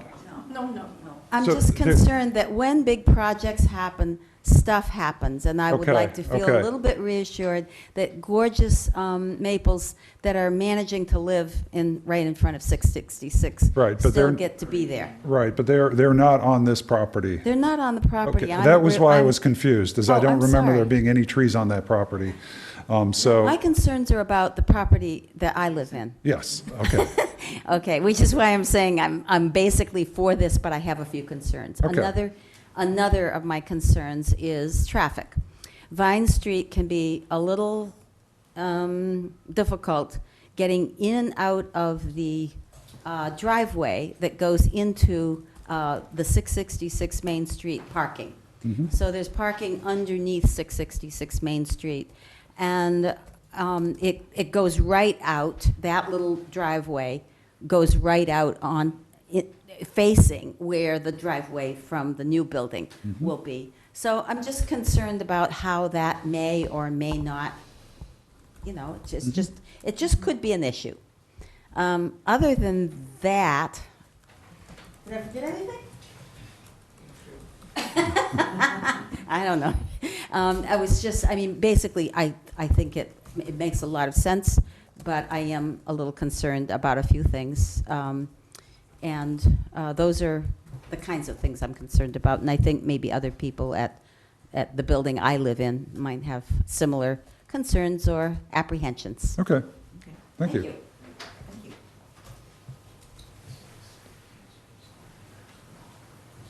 And I forget, this clock doesn't seem to work when you put it at like 3. Do you have to set it over? Well, I turned off the volume, but, no, it doesn't seem to keep time if it's at a small amount. You have to back it off? Yeah. Okay, let's try that. Okay.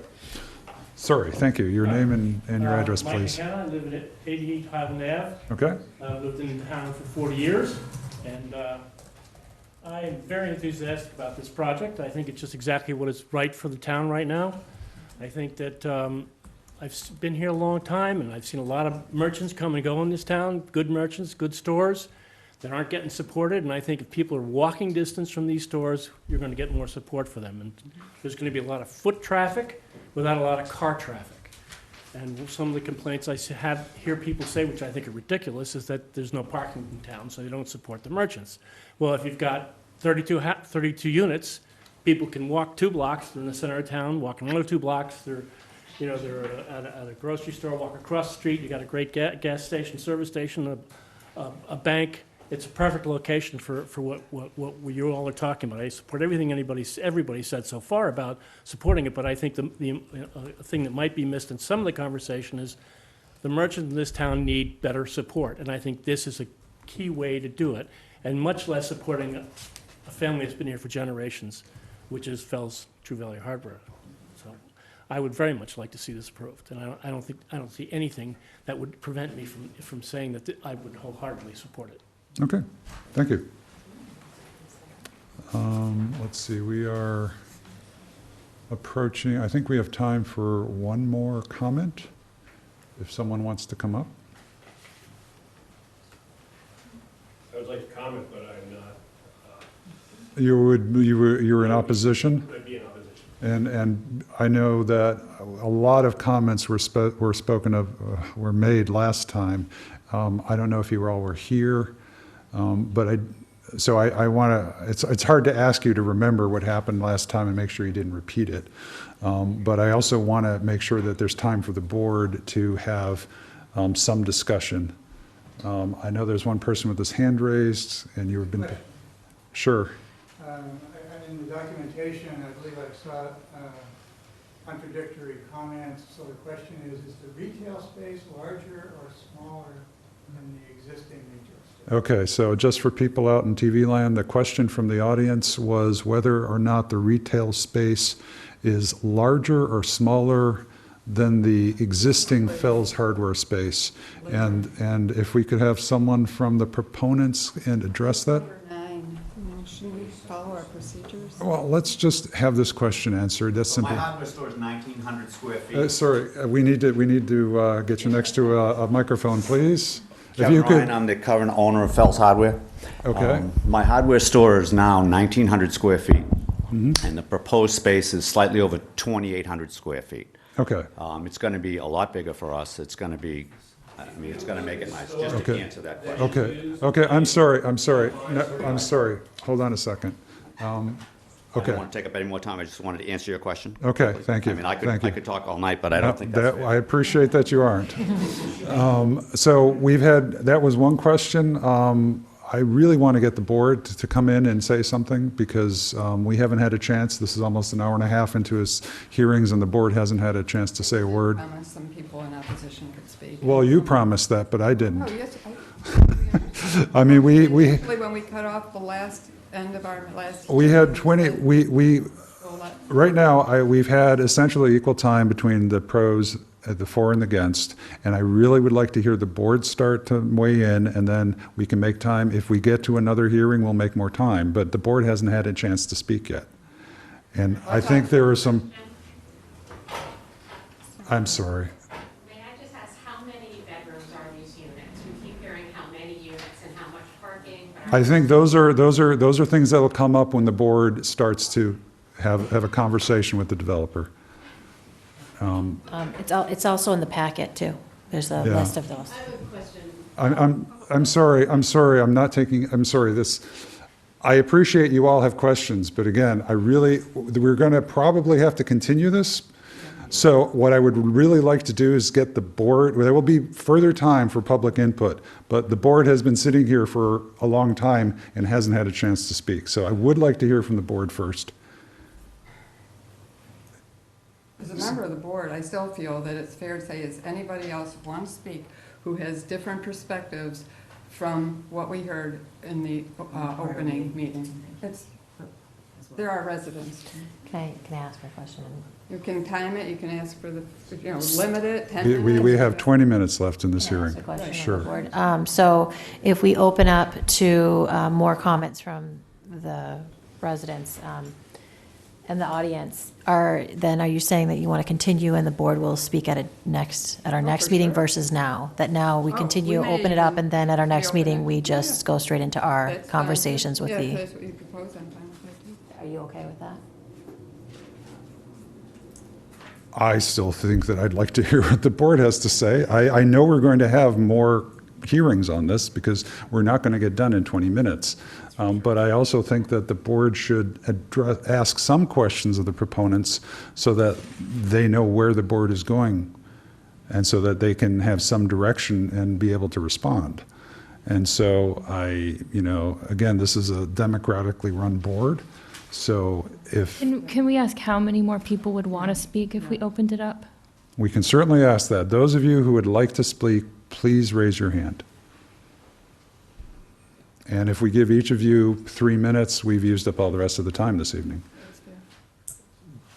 There is one thing that I'd like to point out is that we. Okay, there is one thing I'd like to point out that we haven't also heard from staff in terms of the engineering Yeah. department, and there could be some votes that need to happen from the board, not related to the application itself, but The potentially for 53G. peer review or whatever, and we would want to get those done. We do not want to wait any longer on that. It's unfair to the applicant to make that happen. So I would suggest, again, and the board can tell me that I'm off my rocker, that we close the public hearing right now. We We're not doing that anyway, that's way later. That's Well, not even- okay, we stop having public input, and we ask, for instance, engineering to come forward and make their requests. Okay, I'm just going to say, let's have engineering come forward.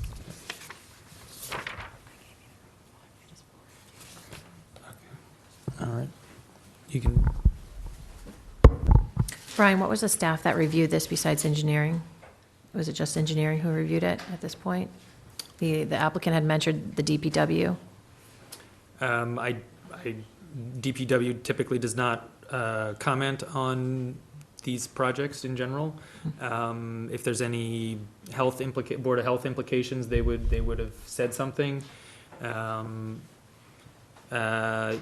We don't hear comments from Concom, but I believe they need to apply for Concom because this is in the floodplain. Beth is going to talk about that extremely briefly. But the short answer is no. There are no other boards and there is no other staff or boards or committees outside. I'm sorry, if we're just talking about staff, the Historical Commission did meet last night, and you have a memo from them. But is that what we got? No other staff. It should have been passed around. Oh. Yeah, somehow. The Great Gulf has been. Okay, well, I would like to hear from engineering, if that's okay with the board. Because Yes, I actually think that'd be important. we may have to take a vote. So Beth Rudolph, town engineer, if you could find your way to the table. Good evening. And please get the mic close, because, thank you. Thank you. So I haven't had too much time to review the plans that were submitted, but what I will say is that this site is located partially in the floodplain. It's a complicated regulatory issue with the redevelopment of a site in the floodplain that is partially commercial and partially residential. So there are some complex FEMA-related regulations in addition to stormwater management. So we're taking, what is in essence already a developed site, but adding, I believe, it looks like it's adding more impervious area to that site. So there are stormwater-related issues that need to be resolved. So what I would propose is that the town, through Chapter 53G, request a peer review. And I have obtained an estimate from VHB, who the town works with regularly on review of stormwater issues as well as floodplain management issues. So we have a proposal from them dated October 3rd, which I believe Brian has a copy of. I just got, I had VHB revise it, so the hard copy that Brian has is incorrect. It's $250 off from what it was. So right. So their peer review, their estimate to complete the peer review, which includes one review of the existing submittal, a supplemental review of any additional materials, and then attendance at a board meeting, is $6,000. And I would request that the board would approve that using your authority under Chapter 53G, and then work with the applicant to obtain that funding so that we can have VHB complete the peer review in a timely manner. Okay. Can I ask some questions of that? Oh, yeah. At this point, yes, board, please ask questions. In a lot of the information we received, there's a lot of discussion about the width of vine. What is the width of vine? Do you know that off the top I of your head? don't know off the top of my head now. Yeah, I don't know what the right of way is. I don't have anything to dispute or agree with what Digimon stated. Any further discussion, or do we want to just? So there are a couple other types of peer review. We can also do design, which is what we did on the other Elmwood Avenue project. And then we also have the potential to analyze do basically a historic structures review. So we've got several things lined up. The question I would have is, this board can also ultimately deny the whole project. So where do we want to get this going without some sense of the board about the viability of the whole project? So that, to me, I guess if this is what the board wants to do and just move these reviews forward, fine, but there might be some deliberation before we get there. But Okay, do we want to begin that deliberation tonight? I don't think we're ready, so Okay. so that's why Brian's suggesting we want to get moving. But on the other hand, I guess I want to just throw out, there are two other 53G funded analyses that we would also want to consider. If I could I just make a comment? Would So these- I think that the floodplain related issues would apply to any development Good, on okay. this site. Thank you. That helps. So it would be useful to the board Yes, perhaps to thank have you. that feedback Mhm. earlier in your deliberations. That's a good answer. Obviously, the stormwater management is more design specific to this project, but if there was a similar project, regardless of height or whatever else with the same sort of footprint, that would be a similar The other analysis. thing that reminds me of is traffic, because, Yeah, so we've that- got that's what I actually was 4 types of review that we might be contemplating. I don't know if we really want traffic, it seems to me. Well, that There is would, traffic, why but- don't we deal there with we Were this? there any, and I apologize, I haven't had a lot of time to review this submittal, was there any traffic analysis submitted by the applicant? No. Any Not sort of that we traffic got. counts or No. anything? No. So it would be premature, I think, to have any sort of peer review until the applicant has provided some sort of traffic impact analysis.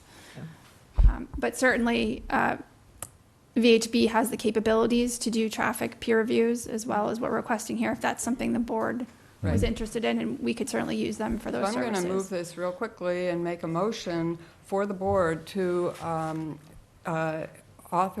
to move forward with the request under 53G to obtain the funding as, you gave a number, 6,000? $6,000, yes. Is that, it goes into escrow, is that going to cover? That's the estimate we have from VHB. I You're would comfortable? imagine if there was any, You don't want to if go there was back? anything beyond the scope of what they've included here, you may have to ask for Is that additional a fixed, funding. is that a fixed cost estimate, or is that just an estimate? So what they've provided 3 tasks. The first task is their initial peer review of the material that was submitted, and the cost for that is $3,500. They've included a supplemental review, so if they review it once and then there's a response to comments with some revisions, that's task 2, is to review that material, that's $1,200. And then attendance at a meeting and a site walk, that's $1,300, so altogether $6,000. So are those are estimates, those are budgets, line items, they're rounded, right? I mean, No, it's I think fixed. they do this a lot for us. They, Well, not for the planning board, they do it for engineering. This is so. very common. I mean, this So is, they stick to their numbers, that's what I'm asking. if they estimate that these 3 tasks will cost them $6,000, they're not going to come back and tell us that it costs $7,000. If we ask for items beyond the scope of what's outlined in here, then that will be additional money. And do you think that what they're asking for, what they're going to do is sufficient? Yeah, I mean, I can't say whether there'll be more than one review. I think that's the only thing. Yeah, okay. Sometimes we go back and forth several times. We may, cut the meeting budget to, move funds from here to there. We may have to go back if we end up having to go back and forth multiple times. But that's difficult to say at this point. I think Okay. what they've shown here is a reasonable first estimate, but you never know how things go. That's right. Can you give me again the scope of the items that they're specifically looking at? So I'll read to you what's provided in task 1, which is the initial review. VHB engineers will perform a review of materials submitted for the project, including drainage analysis dated September 24th, associated site plans for the project dated June 28th, consisting of 5 sheets. VHB will review the submitted documents for compliance with the Massachusetts Wetlands Protection Act and its implementing regulations, FEMA regulations for substantial improvement, as well as portions of the Winchester subdivision regulations related to stormwater management and Winchester Wetlands bylaw. VHB will review the discussion and depiction of existing conditions, proposed scope of work, proposed mitigation measures, and regulatory compliance. VHB will review the drainage analysis for compliance with Massachusetts stormwater requirements, as well as any Winchester stormwater requirements. VHB will review the discussion of existing conditions, including soil mapping and test pit logs, as well as its presentation of pre- and post-development hydrology and flood storage based on engineering calculations. As part of this task, VHB will perform a desktop review of the site using available information such as GIS data layers and aerial photographs to confirm existing conditions as described in the supplemental material. VHB will also conduct a field review of the site to observe existing conditions and any areas where work is proposed. VHB will produce a letter report summarizing the findings of its peer review and will submit to the client, that being us and you. So the deliverables are under task 1, review of site plans, review of drainage analysis, desktop and field review of site, and report of findings. Well, I have a motion. It needs a second. Yes, we do need a second for the motion. Heather, second. does that, we have a dueling second. Who got your hand up first? Liz will determine. Take it away, Liz. Heather from Mering, is that sufficient to answer your question? I think it is. It deals with the flood storage, and there's part of it. The question the planning board had a couple meetings ago is, with the planning board taking on the special permit things, are we going to maintain that we just keep using the same people over? Are we going to, and you were going to look into that. Did you get any more information regarding? I mean, when it comes to floodplain analysis in Winchester, my take is to agree with the engineer and use the people that have the most amount of knowledge and expertise in our town. Of our town. Which is not in our town, of our town. So the person that we work with at VHB is the person, he didn't work at VHB at the time, he worked for AECOM, is the person who developed the flood model for FEMA when they redid the mapping in 2010. So he has a really good knowledge of the floodplain and flooding issues in Winchester, and I am very confident with the quality of the reviews that we'll get from them. Okay. Any further discussion on the motion? What Okay. is the time for the response on that? I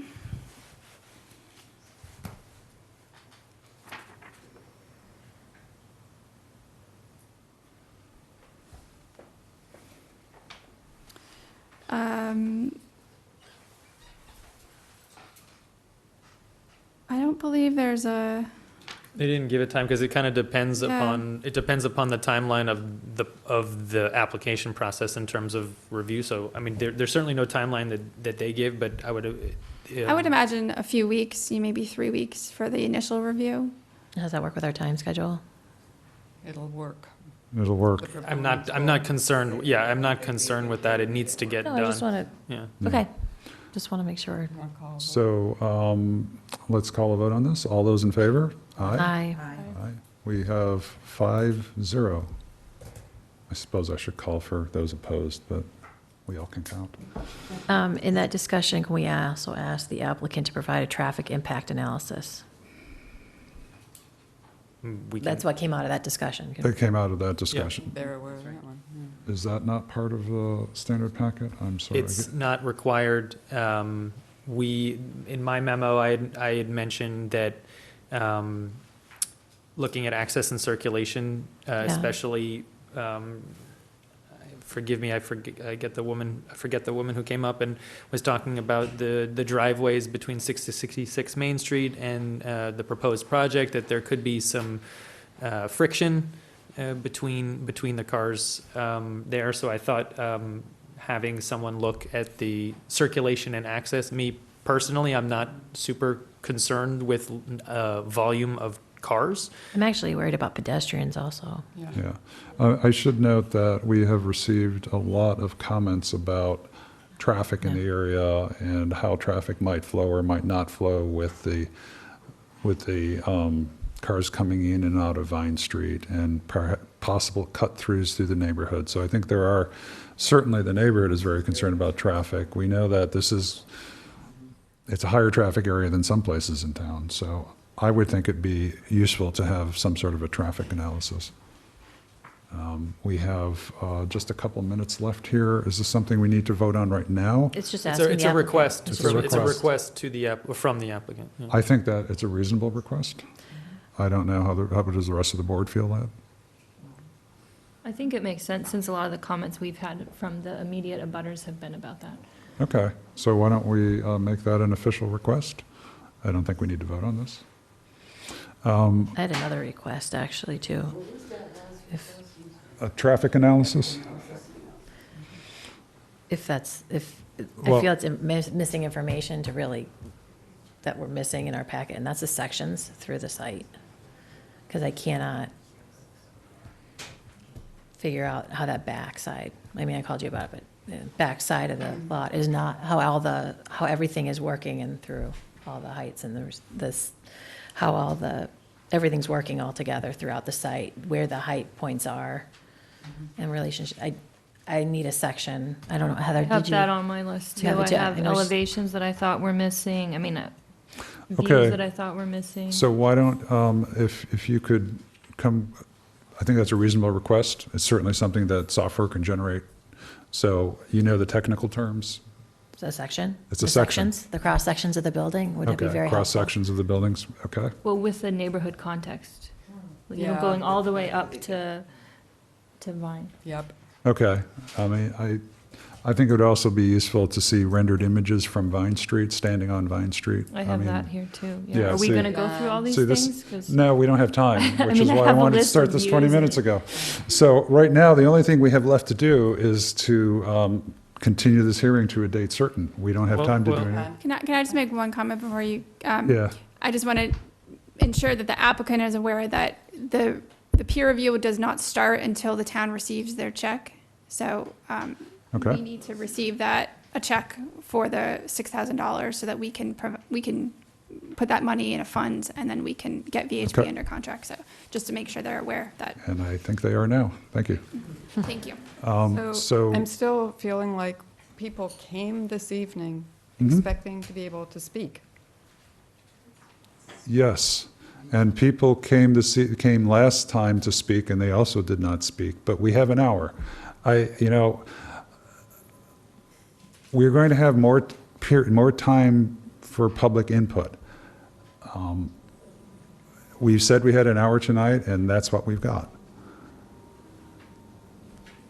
So as of right now, there's been a motion for 53G for $6,000 in order to We voted on that. hire, yeah, so that has happened. Right now, there was a potential request for a traffic impact No, analysis, that's but there. theirs. Yeah, that's not ours.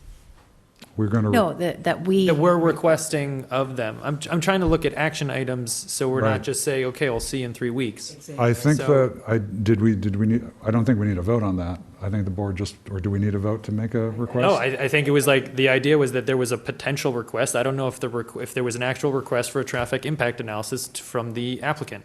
There is an actual request. Okay. And we also have a request for sections. Okay, so Cross-sections. those are the two that I wrote down, I think- along with the third being the 53G request. So there's 3 things that have been decided tonight. Before we proceed, we don't have the ability to open it up again at this point today. I think we do need to open it up again for more comments, but I just think Yes. today we have to stop. But I do think before we continue is hearing the list of things that Heather finds is missing. I'm sorry. could Heather, you- not as a me, that Heather. I'd like to hear Right. that list. If you could just speak in your mic. Oh, I would like to hear the list that Heather has that is out, that she would like to see of missing information prior to closing Okay. or moving. It's continuing. Okay. Yes, because I so- don't want to come back in 2 weeks and then say, Okay. okay, now can you go get this information out too, please, for Okay. us? Go Okay, ahead, it's please. short. So these are elevations and views that I thought were missing to give us more context about the scale. So this is similar to the section that you're saying, which would cover it, but basically an elevation all the way from Main Street up Vine and across the street again to show the scale of the existing house. The existing house is overlaid with the new elevation. And I want You're to, saying- And across you're saying Main from- Street. Saying from Main up Vine? Like from the bank all the way up the hill, Okay. so that we can see the size of all the buildings before and after. Are you saying standing on Vine Street looking south? No, an towards the elevate- property? No, if you were standing. West, looking west up Vine. Standing on Main Street looking west? If you were standing on Main Street and you cut from your left all the way across up to your right up the hill. A cross section? Yeah. Oh, It shows the elevation of the houses in that cross section. I understand. Can you also remove trees from that elevation? Then the views that I wanted to see were, that someone already mentioned this, the neighbor's view from the top of Vine looking down, including, you know, the mechanical systems, just sort of to understand the height at eye level from up above. Standing on Vine Street. Yeah, at the top, yeah, looking down. So top of Vine looking east. looking towards Main Street. Looking east. Looking east, that's Main, I mean, that's Main. Yeah, Top looking of east. Top of Vine looking Top east. of Vine looking east towards Yes. Main Street. My other concern is that the views are all from above eye level. All the views that we keep seeing are from the sky or from above the height of a car.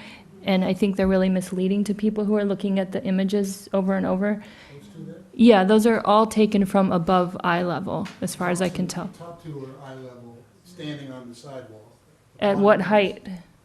6 feet, 5 feet. Right, so if you're a average height person, your eye level is below 6 feet. My eye level is 5 feet, so I think the top two are eye level perspectives. The lowest one. They feel very high, you're inside the bank at that. I think they're misleading. I think you don't actually have a person standing on the street looking up Right. at the full height of the building. I You're think you're correct. looking Of from, course you are. from up. So can we, you would like a height of, I would like accurate street views. right, so what's a height level you'd like it at? I don't know, just so we 4'6". 4'6", okay. You're actually right, they are above They're eye all level. too high. Okay, I just want a number better so we can perspective agree on the number. So we're looking for street level at 4'6". Yeah. Okay. Well, I don't know if this gets back, even we got these line drawings of, say, looking straight on at the building, but without any context. So when you look at for example, the second in the middle image, there's a distortion Right. because the building on the left, it's because the linear perspective is moving toward a vanishing point at the far right. Oh, yeah, that was the other elevation. So Main Street elevation, not skewed, but the height of all The the actual buildings. elevations all the way of down Main Street. Like up, down, I think would be helpful.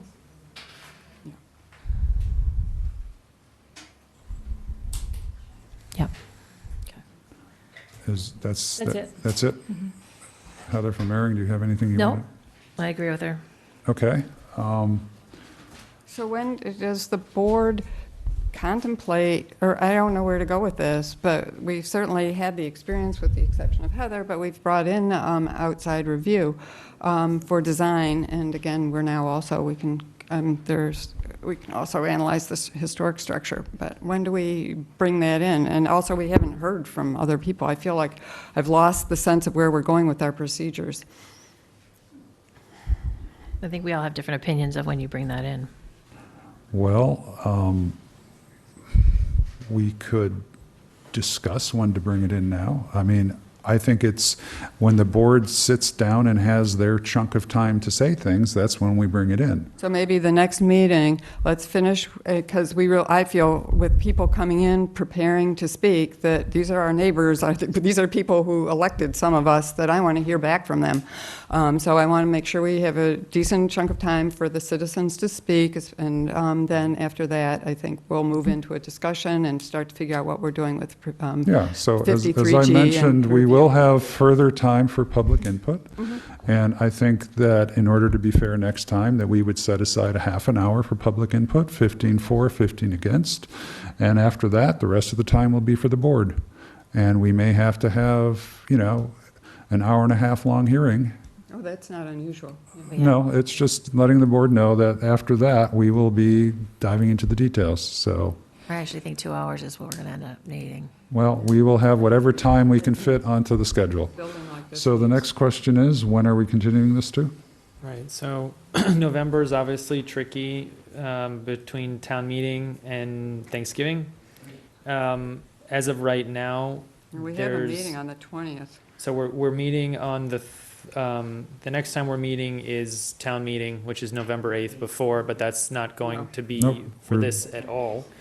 The 13th, we have our first scheduled hearing for definitive subdivision off of Highland Ave. That is the only major thing on the agenda, but I don't. November 13th. November 13th. I'm not here. But I mean, if we were then to do this, which seems appropriate, those would be the only thing. We would do an hour for Highland Ave and then 2 hours for this. I think that's appropriate. Well, If we really want to actually start getting to the meat of this project. If I'm not here, am I allowed to continue? I don't think I am. I mean, you can certainly vote now to continue it then. You're here. All right, I have a meeting scheduled for November 20th. November 20th is the only one that's the week of Thanksgiving. That's a potential meeting that we were going to have. That's our free week. That was going to be our free week, but I think that it doesn't make sense. It doesn't make sense to do it. So my take is that we're either doing 2 hours of this on the 13th, or we are going to now meet on the 20th, whereas before we weren't. I think it's up to you guys. I'm here. I would really like to be here. And I would welcome your presence. So yeah. I am fine meeting on our week off, but you're off on the. but I'm off the week before, so. I think the fact that we weren't planning on the 20th leaves a wide open amount of time for us to do significant work on the application. So I'm open to the 20th. Okay. But we didn't have other agenda items for the 13th, so we're just adding another meeting. Well, I think the 13th might actually be canceled, pending town meeting. Town meeting's on the 15th. Town meeting's on the 8th and the 15th. They're Thursdays, so. This is different, but it can be done.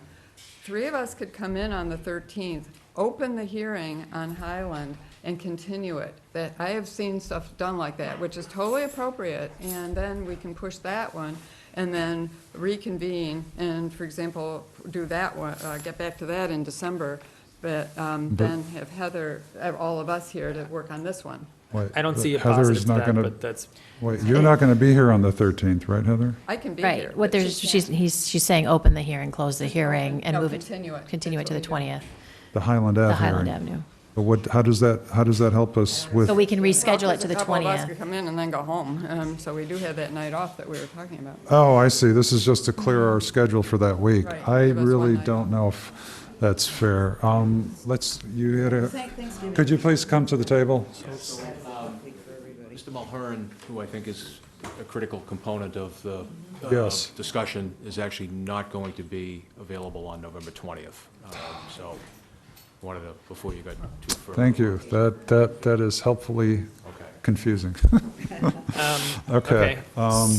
So then that leaves a potential Monday night meeting that we don't normally have Monday night meetings. That's not the point. The point, we're available on the 20th, it sounds like. It was just a question. I can't do all weeks in November, though.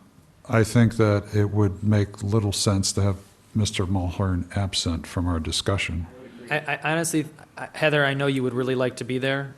However, I think everything is pointing towards an hour of Highland Ave on the 13th and 2 hours, for this. That's, Heather, you could put your comments in writing, and then we could all read them and discuss them, no? I mean, it's fine to do that, but yikes. It's not ideal, yeah, right. If that's the only way. you know, once the last 2 weeks of November hit, it's February already. So, Well, effectively, I don't know. I think we're kind of stuck with the 13th unless we push it to December. That's yeah, it. because the 27th, we're doing master plan steering committee. Do So December then. So we'd have to move, when is our 90-day Your clock request, running? They don't want to have us meet then, so. I mean, Is the 19th not an option, or Monday the 19th? it's an option for me, No, but that we doesn't can mean do the anything. 20th, so no. I think you're Monday, right. the 19th. The 19th is fine. But, If we're doing that, we'd do the 20th. We're yeah, available. no, we can't do the you can't 20th because do the Mr. Mulhern isn't available. I don't But think that's- Heather Hannon would Right, like not to have a meeting every week this month. I agree with Heather And Hannon. I can completely understand it, since we may be having 2 meetings next week, which we Yeah. haven't discussed yet. Is it my understanding that if a board member misses testimony, they could still listen to a tape and participate at the subsequent meeting? That's correct. That is my understanding as well. But it's I know still I've not- had to do that once. Well, then we would, okay, I mean, that's one way of doing it, and then we would have to continue it again into December. I think we're continuing to December. Let's go for it. I mean, so, December You mean 4th? wait a whole month until we talk about it again? yeah, I'm not, there is someone from the audience who wants to don't speak, think but that's we're, okay. wait, So before, then why not meet on I'm the sorry, 20th? why don't we're still trying to figure out our schedules here, so, I think a question about, if that is okay with the audience here. The Sure. board members are elected by us, Mhm. and if they can't make a meeting, how is that Right, preemptive by a consultant that presents? exactly. we're trying to make sure that all the board members are at that meeting. The board members need to be there. Oh, we completely agree. We totally agree. I just wish that we weren't all going on vacation. Well, we can work around it. Yes. I think I have. No, I completely agree. We want everyone here. So it looks like that I'm we're sorry, going I to think have the to 20th continue brings this us into December. Wait, why not the 19th? Is there it works for Brian, is it? Why not the 19th? Because then we would have a meeting every week this month, and that is a lot to ask. And we already have one member who would prefer not to be meeting every month. Well, I think every You month. don't like Maureen's idea of meeting on the Yeah, 13th? It's several a week for a town meeting. It's several a week, and we may have we may have 2 meetings next week for reasons that will come up soon. So I think that it makes sense to continue it to, it looks like December the 4th. Okay. And I need to ask the proponents if they are they available on the 4th? Mr. And Chair, an attorney represents himself as a fool for a client, but that's what I am here. I am not available on December the 4th, and I have made comments, and I would like to make some more. you have made comments, I've submitted comments in writing. I'll help you see okay. And who are you, sir? John Stevens. Should he come to the? Okay. Well, John Stevens on, what was your address again? 445. 445, I'm sorry. Vine. Vine. My hearing is failing. This is No, my I heard it the way you eyesight. did too. So there is a member of the audience, for those in TV land, who would like to make another comment. You have submitted an extensive comment or memo, and I appreciate that. Right now, I mean, it's very important we get the board together, and I would like to know when how far are we into our 90 days? Because that's also a We'll be concern. asking for an extension. If they can't make one of these. I still would like to know where we are in our 90 days. I believe the applicant will have to say this, but I believe it was the first week of September that you submitted? The package was complete the 24th. Of September. 24th of September. So that gets us into October, November, so the December 24th of December. What a wonderful day. What a great day.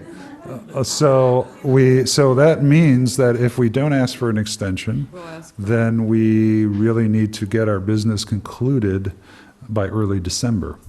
We haven't mentioned the week after Thanksgiving, the 20th. We have a meeting on the 27th. Yes, we have a meeting every week this month except for the 20th. And town meeting. Which Well, is multiple days a week. Which is multiple days a week. So we have like 7 meetings or something. More than 5, less than 10. I'm still thinking that, unfortunately, I would like to see us meet sooner rather than later, and I appreciate the gentleman wants to give more comment, but the 4th is, I think, that's the earliest we can get everyone here. And I believe we will have more meetings after that, but I don't know, because we still have to come up whether we're going to have consultants and other things that we'll vote on the next meeting on this, so I think he should be able to speak. I think many people should be able to speak. Unfortunately, everyone cannot speak, but I Person who got cut off when he was about. I want to mention out to the people in TV land and also in the audience, email planningboard@winchester.us, and we take all of your inputs. But right now, I think we're going to have to make a decision. I say the 4th. The rest of the board? Going once? Nobody's going to say yes or no for the 4th? Well, I would say, I think that we can it was just 3 minutes we were giving people anyway. I think we can accommodate this person, and I think then we can. When? You mean this evening? Yes. I would have to ask I'm sorry, I would have to ask everyone else, and we really are already 15 minutes over, and I'm usually yelled at for not sticking to the schedule. So we will have further time for discussion. He's explained that he's not able to be. I here. understand that. He also was just ready to sit down when you closed the comments last time. Yes, I apologize, but we need to keep moving on this. So, well, we can vote on it if you'd like. I mean, I'm not the dictator here. So if the board wants to hear one more person, then let me know how you feel. Is there a motion? Voting, one person. Is there any discussion on this? Then I'm going to, Okay. Can we just continue this to a time certain? can we just continue this to a time certain?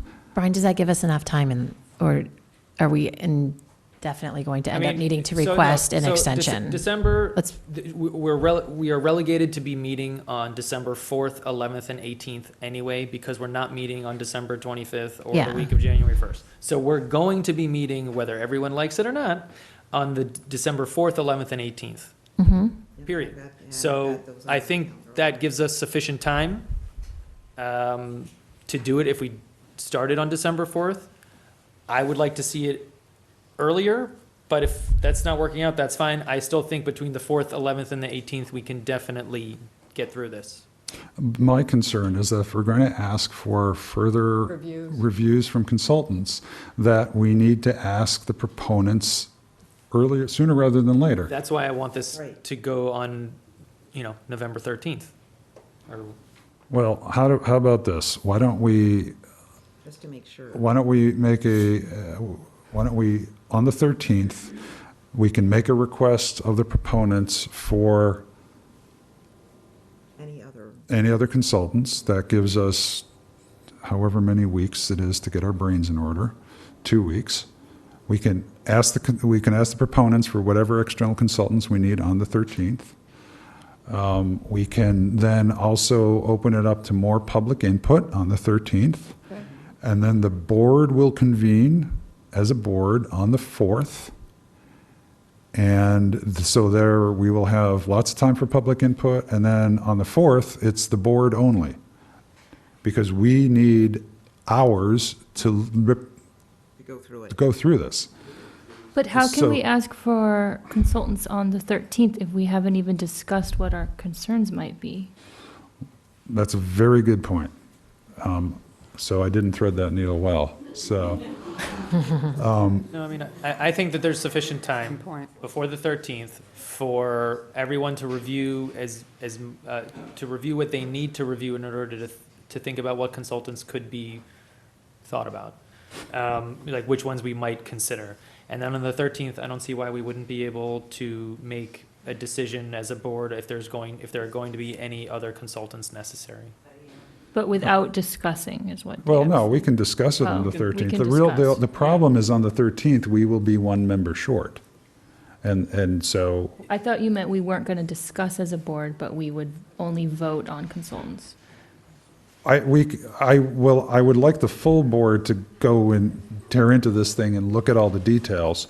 But if what we're going to decide on the 13th is what sort of consultants we want, then my only concern is whether Heather not being here will be an issue. Because we can certainly set aside time for discussion, but she won't be here. But if we limited our discussion just to what consultants are required, then I'm hoping that would be acceptable. Okay. And you're the one who has to say yea or nay to that, Heather. I find that acceptable. I think getting into the questions and the Q&As with the applicant without me here is not to the Right. benefit Okay. of. Okay, so we have a plan. The needle has been 13th threaded. 13th at 7 o'clock. So we're going to have, 13th at 8 o'clock for this hearing. Okay. what's happening at 7? 7's the 22 Highland. Correct. Oh, right, okay. We're going to need to be in the auditorium. Okay. No, so, sorry, the third, We won't. I take this back. So, the 13th for the Highland Ave, that actually starts at 8 o'clock. Oh, you didn't tell us that. Yeah. So, it doesn't matter. The time is the time. Yeah, but we wanted more time for this. Well, we are here until 10. Well, they're in front of Well, what we they're in can front do- of okay, hang Concom. on. They're in We front of Concom from definitely- 7:30 to 8. So they're on for We can 8. definitely open, Go through some and then come back. yes, we can do that. Let's do it. Okay, so, We want more time for this. So then it's 7 o'clock. 7 o'clock on the 13th, and then we will have a first hour. Highland Ave will go at 8, from 8 to 9, and then we can actually, or even 8 to 8:01 or whatever. No, Yeah. I'm sorry, I didn't understand, but I thought we could continue that one and move Highland Avenue to like 9:30. Oh, I mean, that's We can. possible. They've had a lot of time. It doesn't matter. We can still say the 13th at 7 o'clock for this applicant and move forward. Yes, so on the 13th, what's? But we have to do a time wait, certain for this. wait, yes, hold on one second. 2 hours on the 13th, beginning at 7 o'clock, is that what I'm hearing? As long as we can deal with the fact that we have another hearing at 8. That's unclear. The only thing that's clear is 7 o'clock on the 13th. Yeah. We will be in touch. Yeah, so let me, okay, so if everyone in the audience, I know this is tedious, it's even more tedious than not for us, but if you please hold your comments down. So let me get it clear. So we are going to be meeting on this on the 13th at 7. At that time, we will discuss which consultants that we would like to have. Well, comments from the public. Yeah, I'm not done. We're going to discuss the comments. We're going to discuss which consultants we're going to have. So we're going to set aside, I don't know, half an hour to discuss that. That's about it, I think. Then we will set aside half an hour for public comment. That's about it. And then I think we've had, by that time, we'll have had approximately an hour and a half of public comment. I hope that's sufficient. Again, planning board at winchester.us, we read all your emails. And every one of us gets it when you send it there, so. It's not in public. I agree, but there's a limited time. We cannot, it's just limited. Okay, so that's what the 13th will entail. And then we will have another hearing tentatively scheduled for the 4th, and that will be board only to discuss. And I assume that I don't know how long it will be at this point. We have no idea what else will come on the schedule on the 4th, but that's our tentative schedule. So you need a motion for the 13th, to continue this hearing? Yes. To Tuesday, November 13th at 7 PM. That's the motion. That's a motion. Do we have a second? Yes. We have a second Your from second, Ms. I Greger. All those in favor? Aye. Brian, can you please do your best to make sure that is taped from WinCam? Yeah, it will be. Okay, so thank you very much Well, for putting up with our bureaucracy, and thank you for your comments, and you'll get another chance in 2 weeks. So, You want us to have thank a you. 2-minute break to let everyone? Yeah, and we'll take a 2-minute break now. We will reconvene at 21:27. A zillion of these. I know it's been a long time, but where we were jockeying with several different hearings, where we can open at 8 o'clock, if that's what you're announcing, because I know you're doing a mailing for The mailing already went out. pilot for 8 o'clock? Yeah. For 8. So we can open it, and then we do vote to continue it to a time certain, like 8:30 or something. Sure. And then we can continue with this. It's just a procedural thing. It's done. I'm fine with, I'm fine with that. And that's cool. Yeah, My concern with doing that is then we're essentially putting out all the people who showed up for a time certain. just for 30 minutes. It's Yeah. fine. I understand. It's because you run late. Whatever, the select board do it all the time. What was it? So just because they do it doesn't mean we should follow it. No, yeah. Okay. What was it that when Charles no longer was on the planning board that he couldn't? Oh, I'm with that you. You didn't When I really- joined, I could not join in because I was not a member of the planning thank board you. at No, that but time. I feel like That's I'm because you counting were on not a all member of the planning board other at that time. procedural things. During the subject. Even if you reviewed it, it didn't matter. You were not a voting member at the time of the hearing, and that's why. People were thoughtful, like Barbara, she's the one who lives across the street from you, who worked for the tea and director. Oh, really? I didn't mean it. Which one? She was really annoyed about, she was standing she stood up at the far right and said, why are you trying to accommodate the, Oh, I him wanted and to her?" meet her. She's really great, I she's like lovely, her. yeah. And it's not like, these are our neighbors and our friends. Thank Why are we you. treating You're welcome, hon. It was out in this, I think I'll it was say out because in we the. don't have enough time on the. It's like begging for more, it's customers basically who don't live anywhere near here when you see where they are. The people are impacted. Yep. I want to ask Brian when he comes back to schedule a site visit. Yeah, we can do that too. With who, ourselves? The applicant, go see the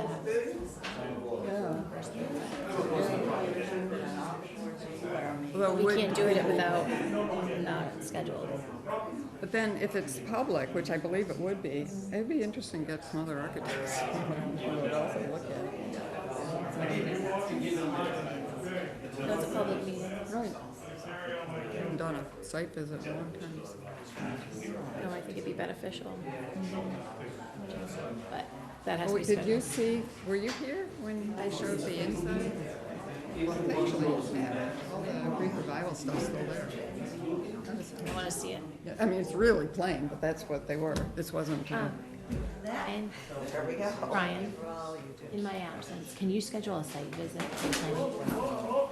Not during my absence, but it was like done as a site visit. And I want to see Like that. during the I talked to day. Brian, I was like, every letter we get for the planning support is far away, and every opposition is in the Just butter. get out there and look at these. And also, I want to look at that retaining wall on the property. I want to walk it because it's all fenced off. Try to figure out what you're. I don't think it's appropriate to go unless we're all scheduled to go together, so. Well, you come back next time and you'll be the first one to speak, and then he's not again. He was told that? Why didn't he So- come up to the table? The rules aren't. So. Okay, schedule. Everybody's here. 2 hours of public comment. Just let it go. The timing, it's the timing, right, the schedule. It's really, it needs a lot of time. I don't know. I think that honestly, all of the comments are the freaking same. So what I would say is that all the negative ones are, it's too big, it's out of character, and some traffic. That's it. It's too big, it's out of Are we scale, done some with traffic. public-y things? So it's like, if anyone has something other than that, I think I just broke everyone in Winchester's eardrums who were on the TV. So I would like to call the planning board back into session at 9:29. And let's take a look at, so there was, what's next on is the approve outstanding minutes, but by far the most important one, if we wanted to kind of. let's do them all. Okay, then never mind. Just to let you know, October 2nd is by far the most. That's what we just got, though. Can, Yes. I need some time. It started, but then I needed to stop to Okay, focus so on why it. don't we take 3 minutes to read October 2nd minutes? Seems like we should take 2 minutes for October 2nd. so.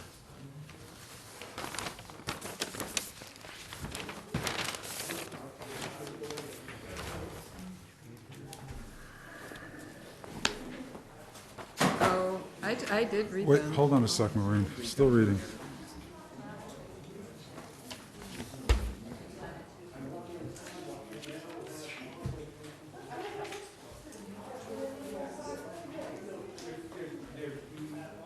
Oh, we gotta keep that open. You can't. We have to leave. Yeah, open meeting law. I'm sure she's gonna make some money where we don't. They're all here to make money, unless, or defend their property.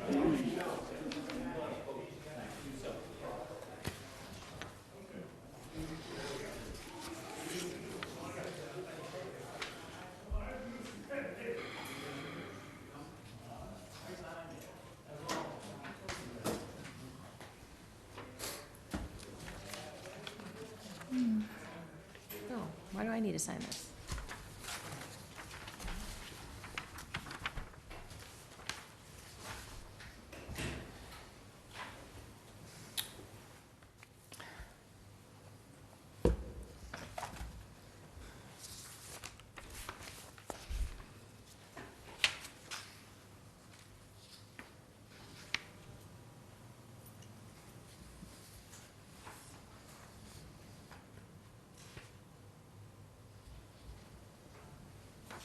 I'm done.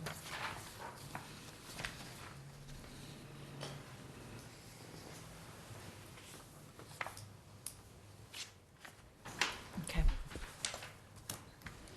People read too fast. I had started. Oops, sorry. That's me making the beat.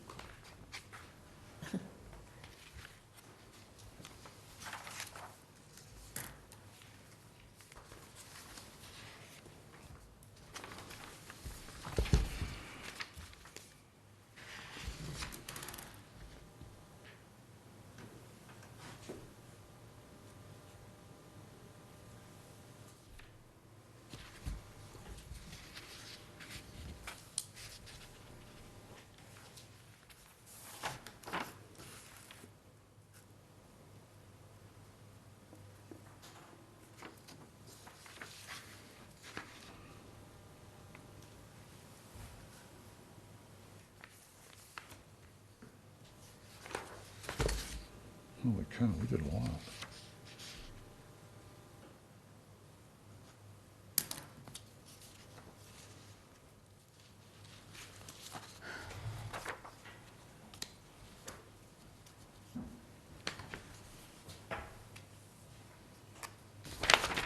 Okay, I'm done. I'm the last one, I think. I just noted some spelling changes, but I would say we're approving them. Which one are Yeah, you looking let's- at? is- Oh, Tuesday, Before we October jump 2nd. in, just one sec. Are we all done reading? I believe so. Are you done? Okay, thank you. Go ahead.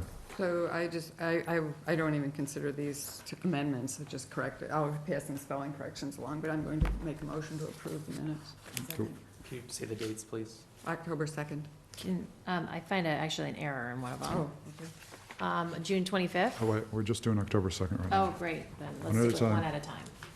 Sounds great. No, I didn't find any errors in there. Okay, so, did we have a second? We did have a second. All in favor? Aye. Aye.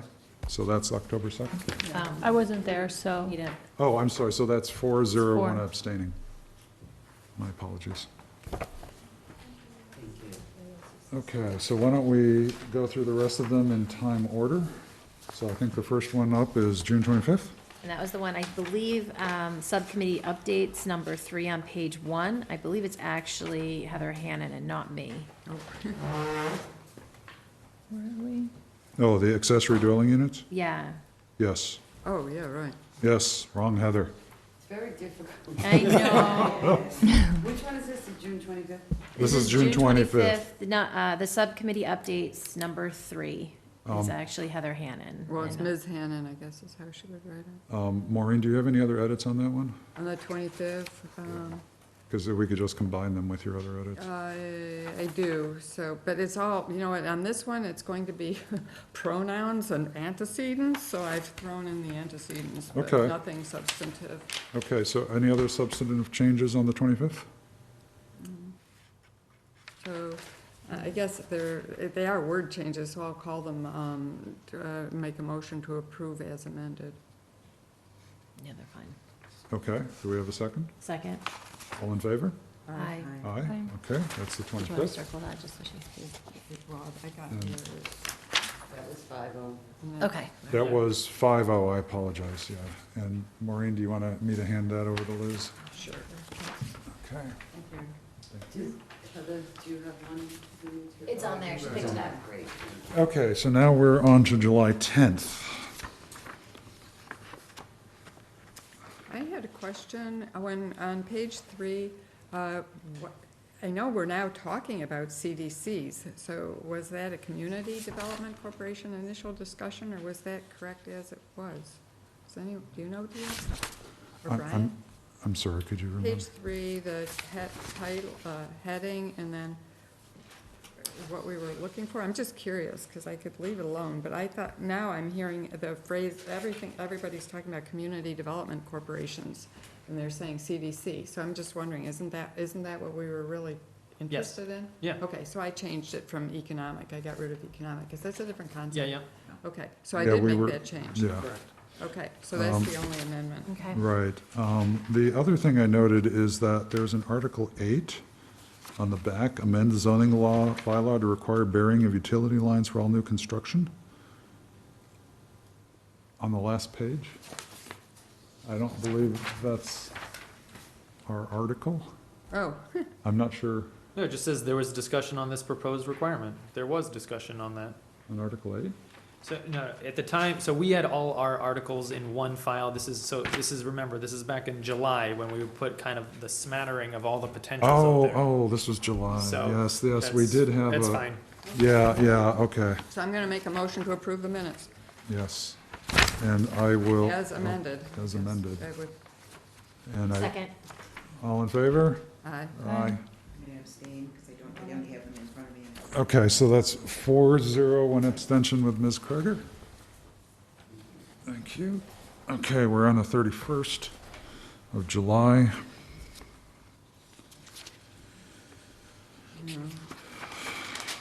I didn't have any Nothing comments. substantive, nothing you'd want to hear about. Okay, just some minor Yeah. scriveners. Right. Scrivener. Okay, any other comments? Okay, is there a motion?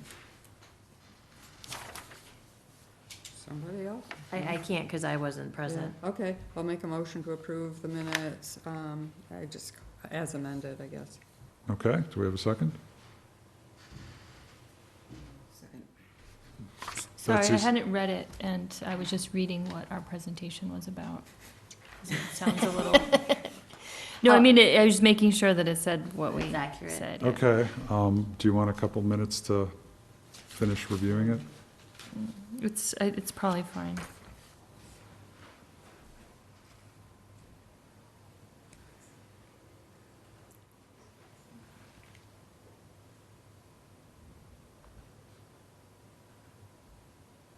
There's just a line that says that ADUs would create a change in demographics. Do you know what? It's out of context. I mean, we didn't say that. We didn't say that, yeah.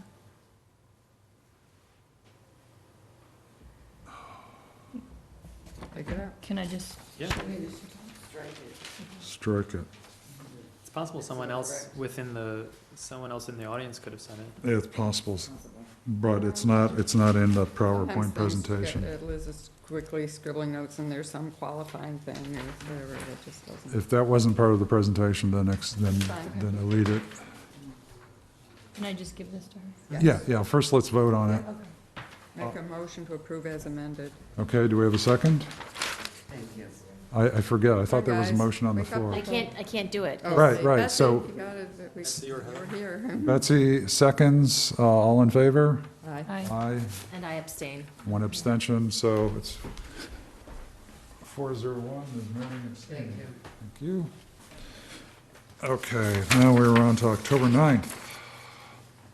Mostly I just added Mariano's last name is Golubov. Oh. It's got the Golub, but the off didn't. You know, I saw that, it looked weird, but Okay, it didn't, I mean, yeah. it's fine. I have one minor edit on this, replacing a 0 with a parentheses on a vote tally. But that's simple. On page 2, there's a lot of theys. They did this, they did that. I would like it to be clear that it's not the planning board who did this. It's actually, during the process, MAPC reviewed maps of the town that currently have safe harbor status. They reviewed, so it's currently, as you read it, it would be the planning board that did all this, and we actually did not do it. They reviewed analysis of where to put the housing. They reviewed a town map on PowerPoint. They noted that all this work was done by MAPC, along with the, I believe, you Okay. did also, but it was not members of this, all members of this board. So So essentially, the first it's all the way 4 paragraphs of page 2 as is well, all MAPC's work in conjunction with the, Well, okay, I'm gonna do this. as well as as well as the last paragraph on page 1. So it'll work if on the bottom of page 1, it's changed to because the first thing, or what, the second to last paragraph begins with Karina, and that is clear, I think, that it's MAPC. Right. Then I'm switching to the next paragraph, but last paragraph on page 1, beginning with MAPC is here tonight to discuss, and so on. And then they reviewed, I think it's okay at that point if MAPC is dumped into the I think there, but once you go to the second paragraph. Okay, sure, yep, we can do Is- the MAPC reviewed. During the process, MAPC reviewed. Yep. So just every time the word "they" appears first in a paragraph, replace it with MAPC. Yeah. That'll work. It's Okay. certainly Just to make nothing- it very clear, Yeah. because, Yeah, because it was And, MAPC. and is that all on, Maureen, you're making those I've edits? caught it, I've caught it. Okay, I just, and since what, what is the Oh, status of yes, this? actually, I caught Of that. what? too.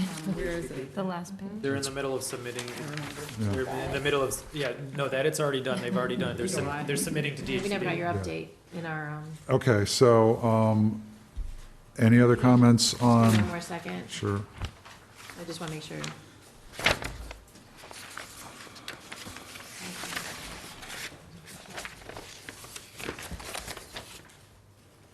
No, let's get this circled. This one doesn't. One of the points that was made in this meeting that is, I just want to make sure everyone's clear, because a lot of people think, and it was very clear that, and it's not in these notes, is that to obtain safe harbor is not the adoption of this, it's the first step. And then And it kind of Right. skips, it's a multi-step process, but we also have to get units to Right, reach right. safe harbor. Right. I know that, yeah. And that is not, I mean, that was very clear in our conversation, but it was skipped. Okay. And that would be the third paragraph on page 2. Third from the bottom. The third from the bottom. The state certification is the first step in a multi-step process to get to safe harbor, once it is obtained. It's just missing that. Why don't you add that in? Maureen, are you editing? It'd be good if we could get it all on one copy as much as possible. And it's actually, we can't get to safe harbor until we have the implementation plan. Right, right. So it's kind of. No, Okay. you can get, so you can get there if you, if you're a plan, if your HPP is accepted by DHCD, and then from the moment that it's accepted, if you can get 0.5% from, in that, from that point forward, if you can get 0.5% within a year, you can get the next year at safe harbor. Yeah, and the big question is how do we actually get that 0.5%? Yeah, but. No, but- but it might not be. I just want to point out, we're No, doing sorry. meeting minutes right now. Yeah, but And it's. this is Well, a- it still should reflect what happened. should I reflect agree, that I agree. conversation. So can we just zone in on what we want the meeting Gotta minutes to fix that, say? Maureen. Well, I So guess. it's a reverse. And the discussion is really that we need to implement a plan to really reach that safe harbor. And we don't have that plan in place now. is the Or someone discussion. could just come in and do it. Sometimes Good. when it gets really complicated, just take it out. This is not having. Okay. So what So should just we take start? out the, once the safe harbor is obtained, that the Okay. town will have to make an Good, implementation just plan. strike it. Just strike the last Yeah, sentence. This does not have to be the Yep. the Okay. document. It is what- And since, just so that we only give Liz one, Yep. Maureen, if you look on the last page, The 0 to 10. The zero, Wait a yeah. minute. Take out Audit. once the safe harbor is Audit. obtained, because I believe that's incorrect I also. think she just did that. Right here, take out once the safe harbor is obtained, and start Oh, at the town can apply Okay, for good. technical assistance grant. Good, thank you. Oh, I see, right. That works. Okay. Motion to approve as amended. I'll second it. Okay, we have a second. All in favor? I did.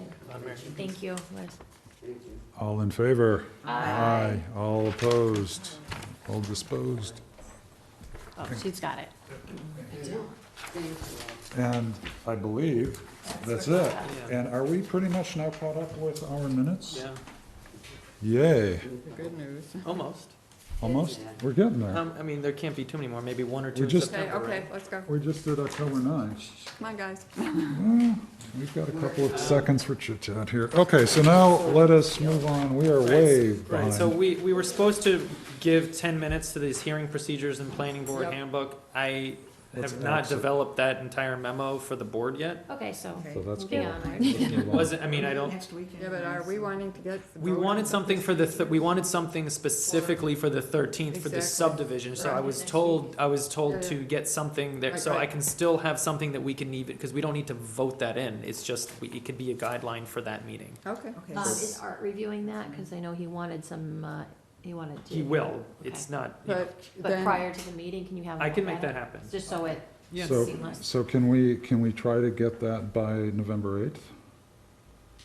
Well, I think we should get it before, yes, definitely, but the point is because so we can potentially use it on the Yes, 13th. But, well, we can see at least Yeah, a draft on the Yes. 8th meeting. Yeah.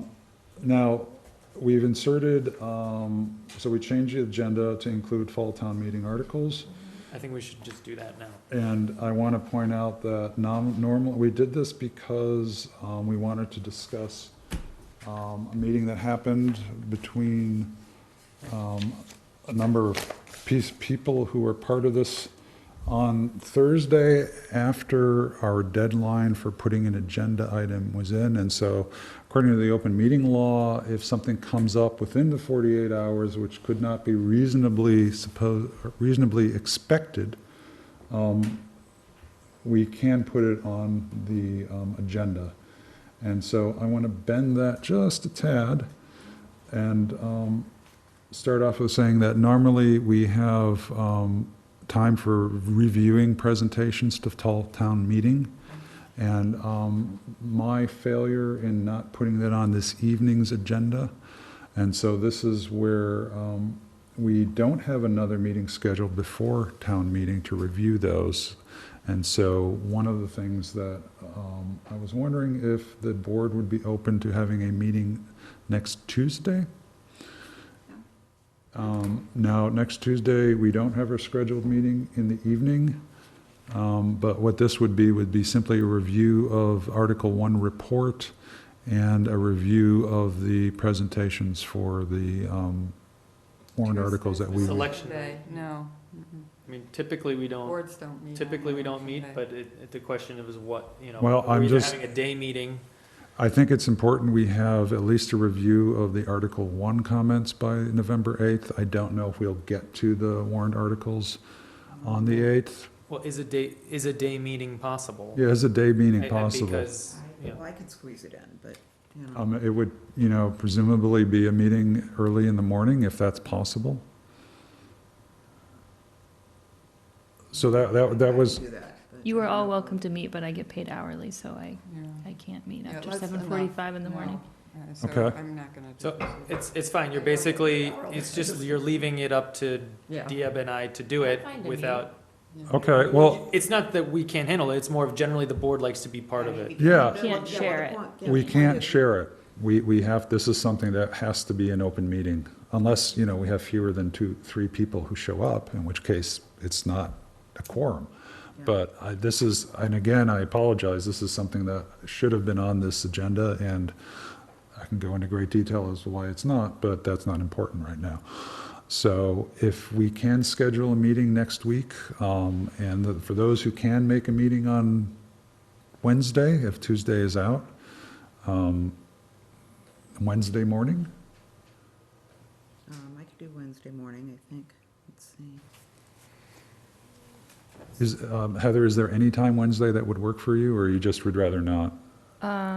I can't get into the habit of Right. having daytime You know, meetings. and we Okay, typically, understood. we've only ever had day Very meetings rarely do that. around town meeting, and we might have 2 a year, one in the Yeah. fall and one in the spring. It's not a normal occurrence. It's- I also don't have my like- work schedule on here, so. Okay, Did that's you fine. schedule I mean, it there's out? just no pressure. I just, if it's possible, I'd love to have you there. Right. If it's not, I mean, certainly after this is done, you'll be able to see it on Thursday evening before town meeting, but in any case, so Wednesday morning at 8:30, is that okay?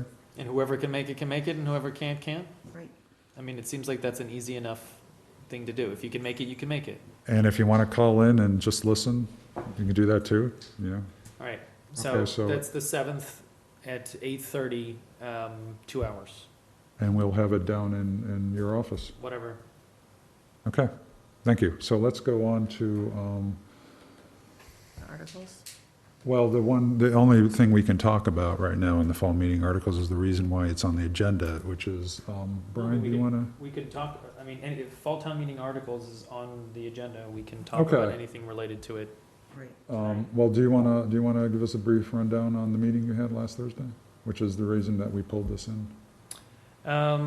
Yeah, I had a meeting with Michael Betancourt and Miss Pierce, who's in the audience, talking about potential alternatives to what is the planning board thinking, or what are people who have been coming to me saying, are there any other ways that this article could be changed? Like what's possible in terms of the palatability of town meeting or the planning board is it kind of this article or nothing, or are there any other potential changes to the article that the planning board would entertain? The options that had come up at the meeting. Yeah. Okay, but just even before we get to the options, that it wasn't anybody from the planning board? It just seems like why? Just the select board? So Ms. Pierce emailed everyone on the select board. Michael responded and asked if I would be there. So I did. Okay, so what were the, So, What's up? they were talking about what would the planning board feel about, and then these were the things. So, and this was in the memo that I had written to you, which was basically like, right now we have kind of 3 different types of parcels involved with Article 11, And the issues that seem to be arising from some of the landowners are these, out of those, there's 9 parcels, but it's really just 7 that are really being completely rezoned from GBD 2 and 3 to RG. So one idea was, well, what would the planning board feel about taking those 7 completely out? So I'd have to see which, in fact, I was trying, but all I have are these little dinky maps. I have big ones if anyone wants to see them. Hold on a sec. I can also bring it up here. Why don't we just bring it up? But Well, why don't we, there were two proposals presented. One was to take all one of was them to up. take those out. Another one that Mike Betancourt had said was something that he would entertain, was something like a time limit, meaning, or sorry, like saying that it would, the parcels would get rezoned after a certain, like after 2 or 3 years, and and after that time, then it would be rezoned, which would give enough time for anybody to do whatever they want under the current zoning. To redevelop it, you mean? To redevelop it. Excuse me, that was 5 years. 5 years. I mean, a time, it was a time certain. Yeah, it wasn't so much related. It was more of the idea of a time associated with that. Okay. So this is more of the planning board. So at town meeting, whether it's Ms. Pierce or somebody else, might be putting some of these alternatives in front of town meeting. Well, And the idea is that the planning board should have a view on them before, so we know all the possibilities. That's the point, that was the, yeah, So- so that's the point of this. Yeah, so I'm not sure where we go with this. I put this on the agenda just so the board was aware of this meeting, although you were aware through the comments, but I think that, or through Brian's notes, but I thought it was important that you get more of the context behind the meeting. I'm not sure what action the board should take right now about this. I know we have discussed, at least we had discussed not putting some of these properties in, and we had a discussion and we voted against it. We did not discuss time limit, or I should say a delay in rezoning. Right. And I think we discussed actually rezoning, in one way we discussed waiting until the master plan was complete before we rezoned. And we had the discussion of the pros and cons of that. And the board voted to go forward with the rezoning. So I think in at least one of these proposals, we have directly addressed it. And the other one, we kind of have addressed it because we considered putting it off for a couple of years because the master plan will take at least, another 18 months, plus zoning will take another couple of years after that. Right. And so, in a way, we've discussed this already. And if the board wants to revisit that, then I get, it's always the board's prerogative. But At this point, I've been getting, actually, because this is my precinct, and many of the residents in that neighborhood are reaching out to me as I take my kids to school and stuff and walk up and down the streets to get them to school. There is a tremendous amount of interest in that precinct to continue going forward with this at this point. I think we need to bring it to town meeting and see what they say. There is some false statements going around about the commercial revenue off of these developments. And I don't think that is, that's disingenuous about the income revenue that the commercial are getting versus how much residential are coming in these projects, and how much that's impacting Lynch specifically, and obviously the middle school and the high school, of how much more and we spent so much time focusing on the CBD and making sure that the condos and the all went into that area. Anyway, so there's so, and the infrastructure's not there. I think at this point we need to bring it to town meeting and see what town meeting has to say. I know everything we do is zoning. Some people are happy, some people aren't, but I think it's to the benefit of the town at this point to bring it to town meeting and let them decide what they think is in the best interest of the town as a whole. And just a parenthetical note, Brian and I met with the finance committee, was it last night? Yeah. My God, it was so long ago. And they heard they heard us out, and they're going to come to a decision as to whether it is financially a positive or a negative or a don't know, and they will present their report at town meeting. So the FinCom has we spent a good half hour just on this one, talking about. This was by far the one that was, it was basically a dry run of town meeting. Very smart people on FinCom. They noticed a lot of, really the small details were the things that they were hitting on. Yeah. And if I had to guess, they'll probably do indefinite postponement, which means that there's no, it's a little different for when FinCom says that. When FinCom says that, that means that there's no clear determination of whether there is or is not a financial impact to the town. So That's at least it sounds like where they were leaning. It sounded like, because, yes, it's a complex set of issues Incredibly complex. that go into, what type of development may occur. If it's, to be honest, anything that's not pure commercial is a net negative to the town. We know which projects have been built along Main Street, and They're not commercial. as far as I know, there's only one thing that was built in the last 5 or 10 years which has added commercial. Everything Usually else. it's a 1-for-1. Yeah. Usually it's a 1-for-1, and we're seeing that just about everywhere. So, in any case, I also agree that at this point we should let it go forward to town meeting, and they are the final arbiters. And, we will make our best case, and those who feel otherwise will make their best case, and so that's that. So if I don't know if there's going to be some amendment from the floor. Mm-hmm.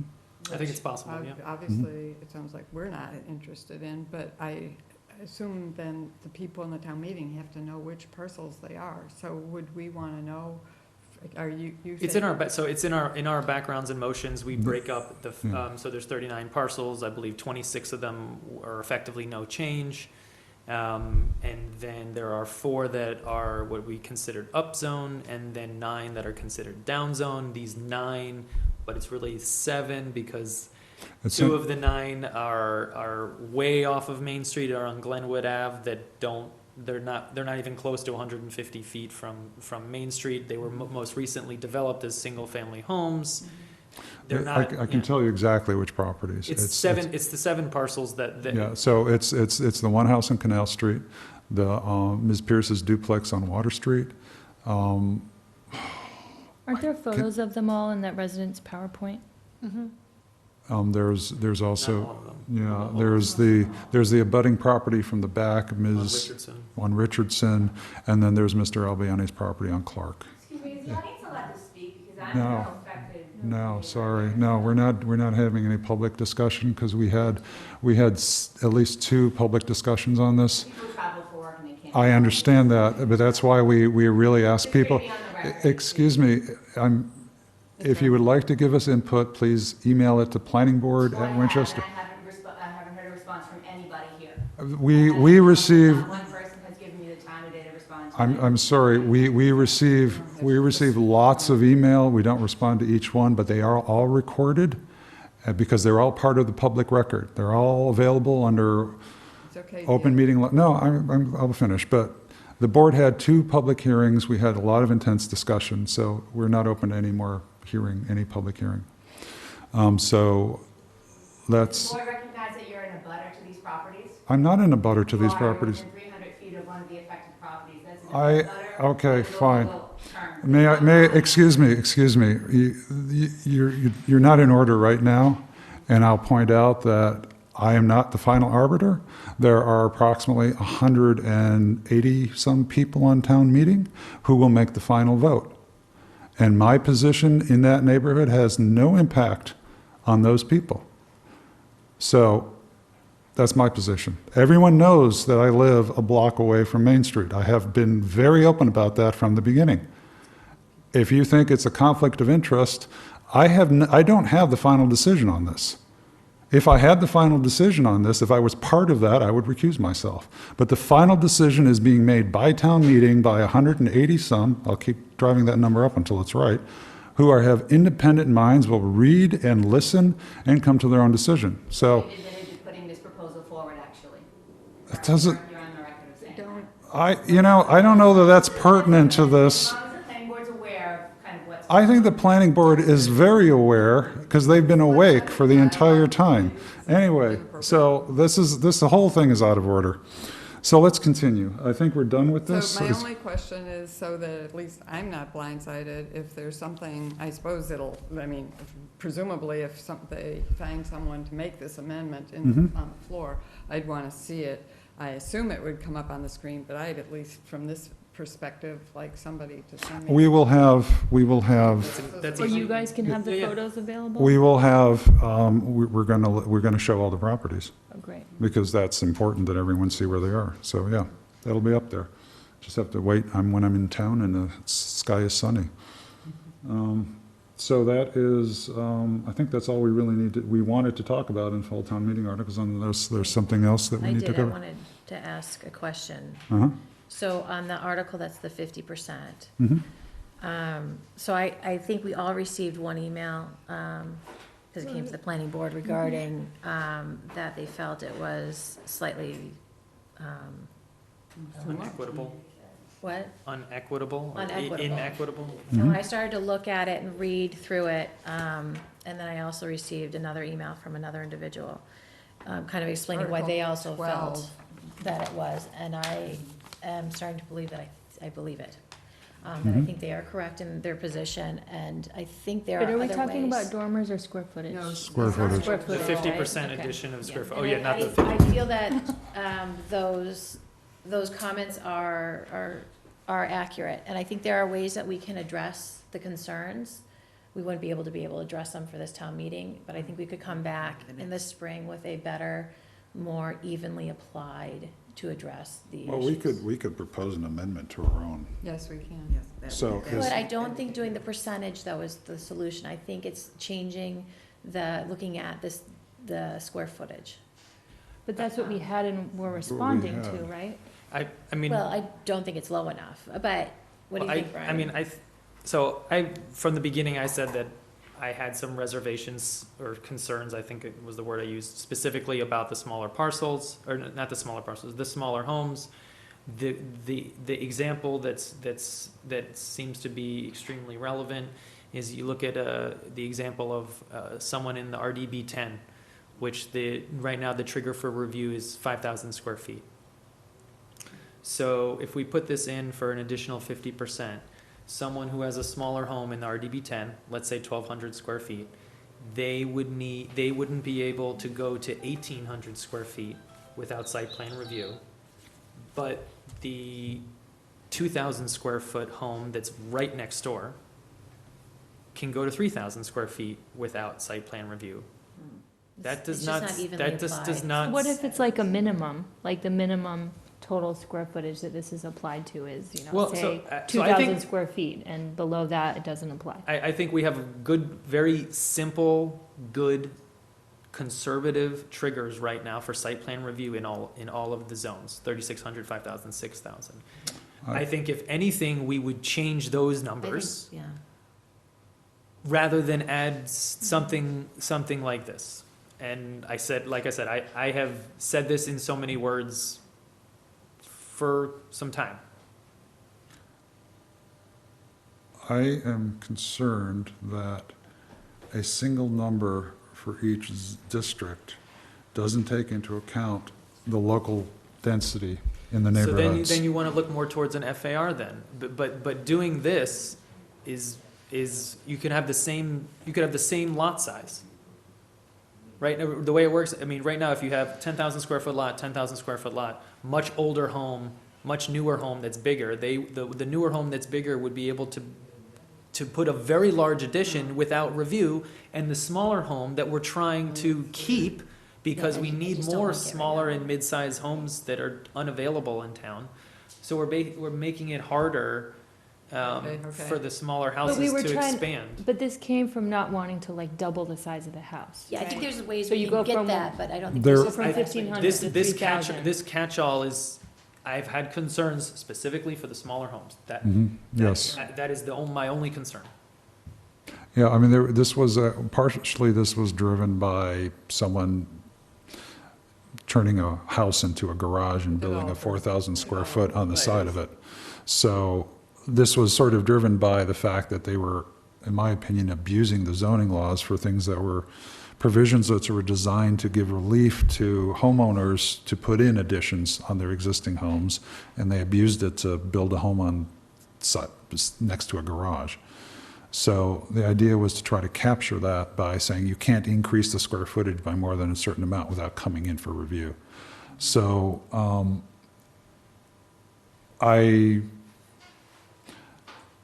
understand that it is a bigger deal for smaller homes, and I don't know how to fix that. I couldn't come up with anything in the way that we could for town meeting, and that's why I'd like to just pull it and come back in the Okay. spring and keep analysis, like keep going at it and figure out the best way to approach it. There's gotta Probably be. give us more time, I think, to Yeah. just have a little bit more inclusive view on it.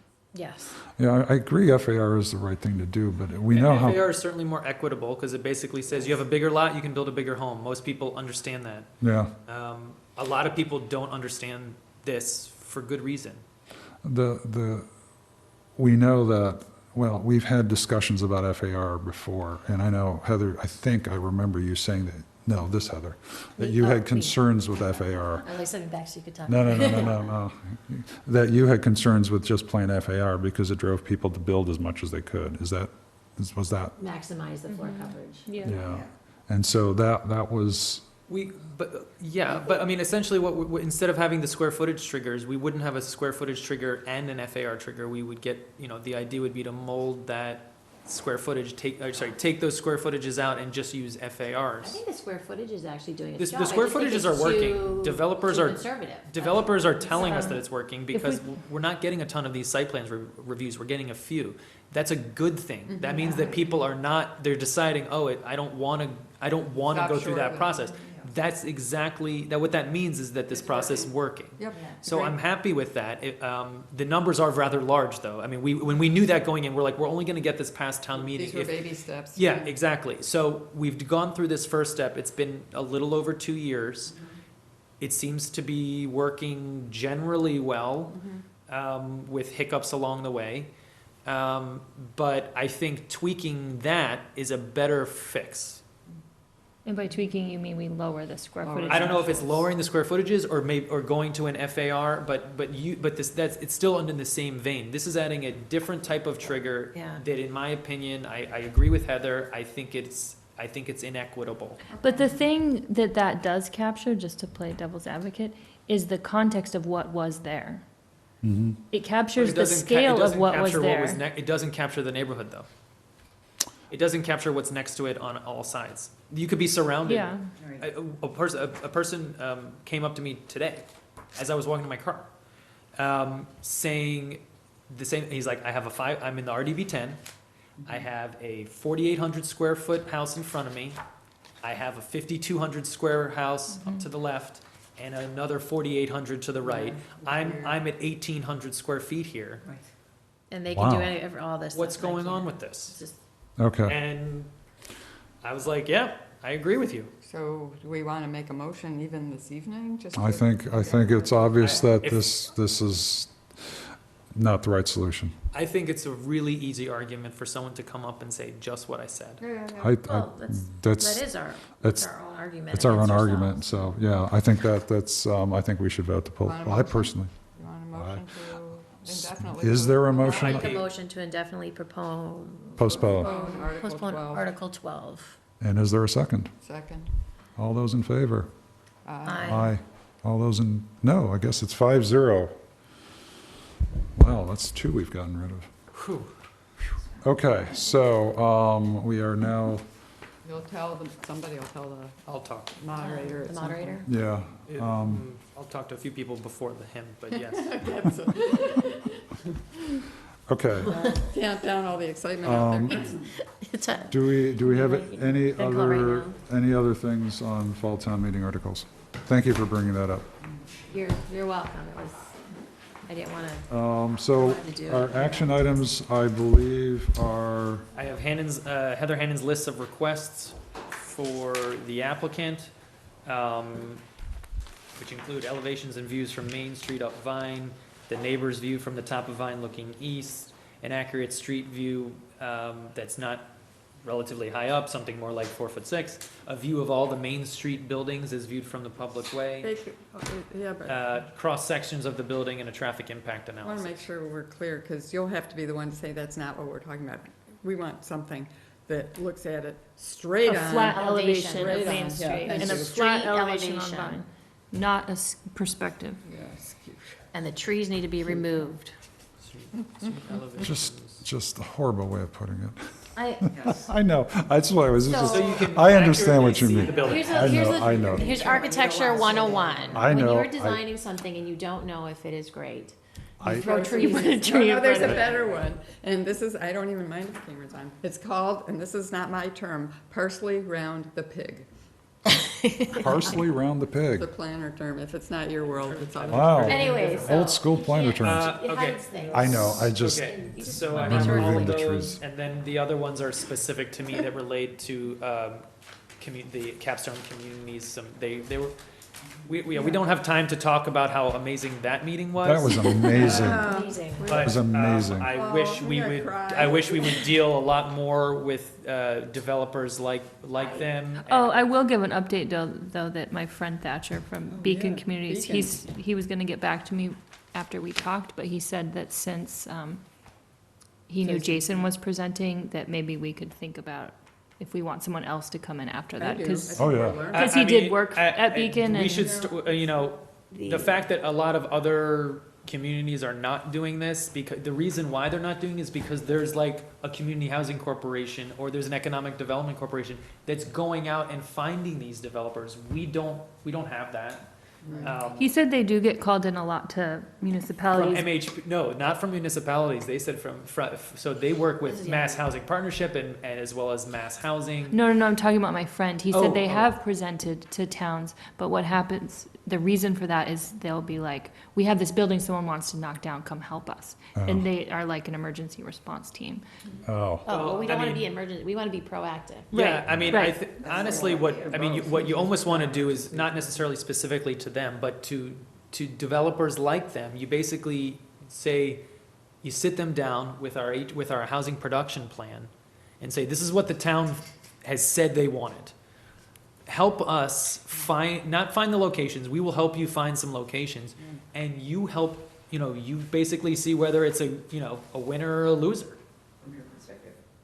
Yeah, the one that would be so helpful is because I know that the new town manager, this was one of her things she actually specifically Yeah, I've spoke heard about that in too. her interviews, was working this, is to also get them in front of her to sit and have a Yeah. conversation in addition, if you could organize It's all good, that, I mean, that's because- all positive. Yeah, It's all positive. she specifically was referring to. Anyway, so I have no more action items. I'll just reiterate, that was a great meeting that we Yeah, had thanks. from 7 to 8. I wish- It was interested in like 6 Beacon. weeks in the making. We delayed, but I thought it was great. I wish we had another hour to talk with them. Yeah. I wish we could have I just, wish we could just give them a map and say, Yeah, all me right, too, yeah. tell us where you'd want to work. Right. I really that's one of the things I would love them to do, is say, here's this parcel. And by the way, they were right, because we can, and then I'll stop, but we can waive some of our rules, so we can bend, That is not bend, opportunities. it's legal, we can waive things, and that's one of the talked to the things we select can board. offer, so right now, it's. Yeah. It's on your list to talk to the select board about waiving It's fees. highlighted in green. Okay, thank In you. green. Some of it's ours to waive. And do you Okay. guys want me to talk to Beacon Beacon, about? Yes. I would like to It'll hear be- as many. We want to hear as Yeah, I mean, many we're as we talking about can. after the new year, but yes. Yeah, okay. And I don't remember whether we should make sure that Housing Partnership Board is around for this. I know Felicity is on the board and she was in the audience. I don't know if she showed up for that. I know she showed up for the 654. 650, I don't yeah. think she was there for the other. Yeah, so we should make sure they're in, because I know they would be really hot for Last that. thing, although it's a few weeks off, I don't want to be doing it in December. We want to have a budget. Can you start thinking about getting a budget for? Yeah, no, I mean, so Because tomorrow is the we're gonna town be in manager, November. tomorrow is the town manager's last day. Right, oh, right. So, yeah, the first order of business when the new town manager comes in, it's basically hit the ground running with a manager's budget, so, but yeah, Actually, that's just, December, January is It's budget gonna season. take- I and- think if it's scrubbed, What's it could tomorrow be a morning? half hour. There's a thing tomorrow morning. What time was that? Was that a farewell to Is Richard? there Wednesday farewell? now. I guess there was one this morning. No, it was this morning. that- Oh. no, How come we didn't get it? Well, Brian wasn't even there because he I didn't didn't know. get it either. I went to the So- department heads Motion meeting. to adjourn. I just want to point out that the new town manager will actually be making 2 budgets as her first thing in town 2 budgets for. the town. Oh, yeah, we do have to have 2 budgets, one with the override and one without. Oh, okay. So just so you know, just So so a you little more know, work for a everybody. little more work, just so you know that penciled in is an assistant town I was gonna planner say. Yeah. and a full-time ZEO. Yes. So those are Yes. penciled in what? as possible. ZEO. So those are, On our budget? on the possible requests for, We have a So- motion to adjourn. okay, is there a I second? can ask Brian. All in favor? Aye. Thank you, Wayne Camp.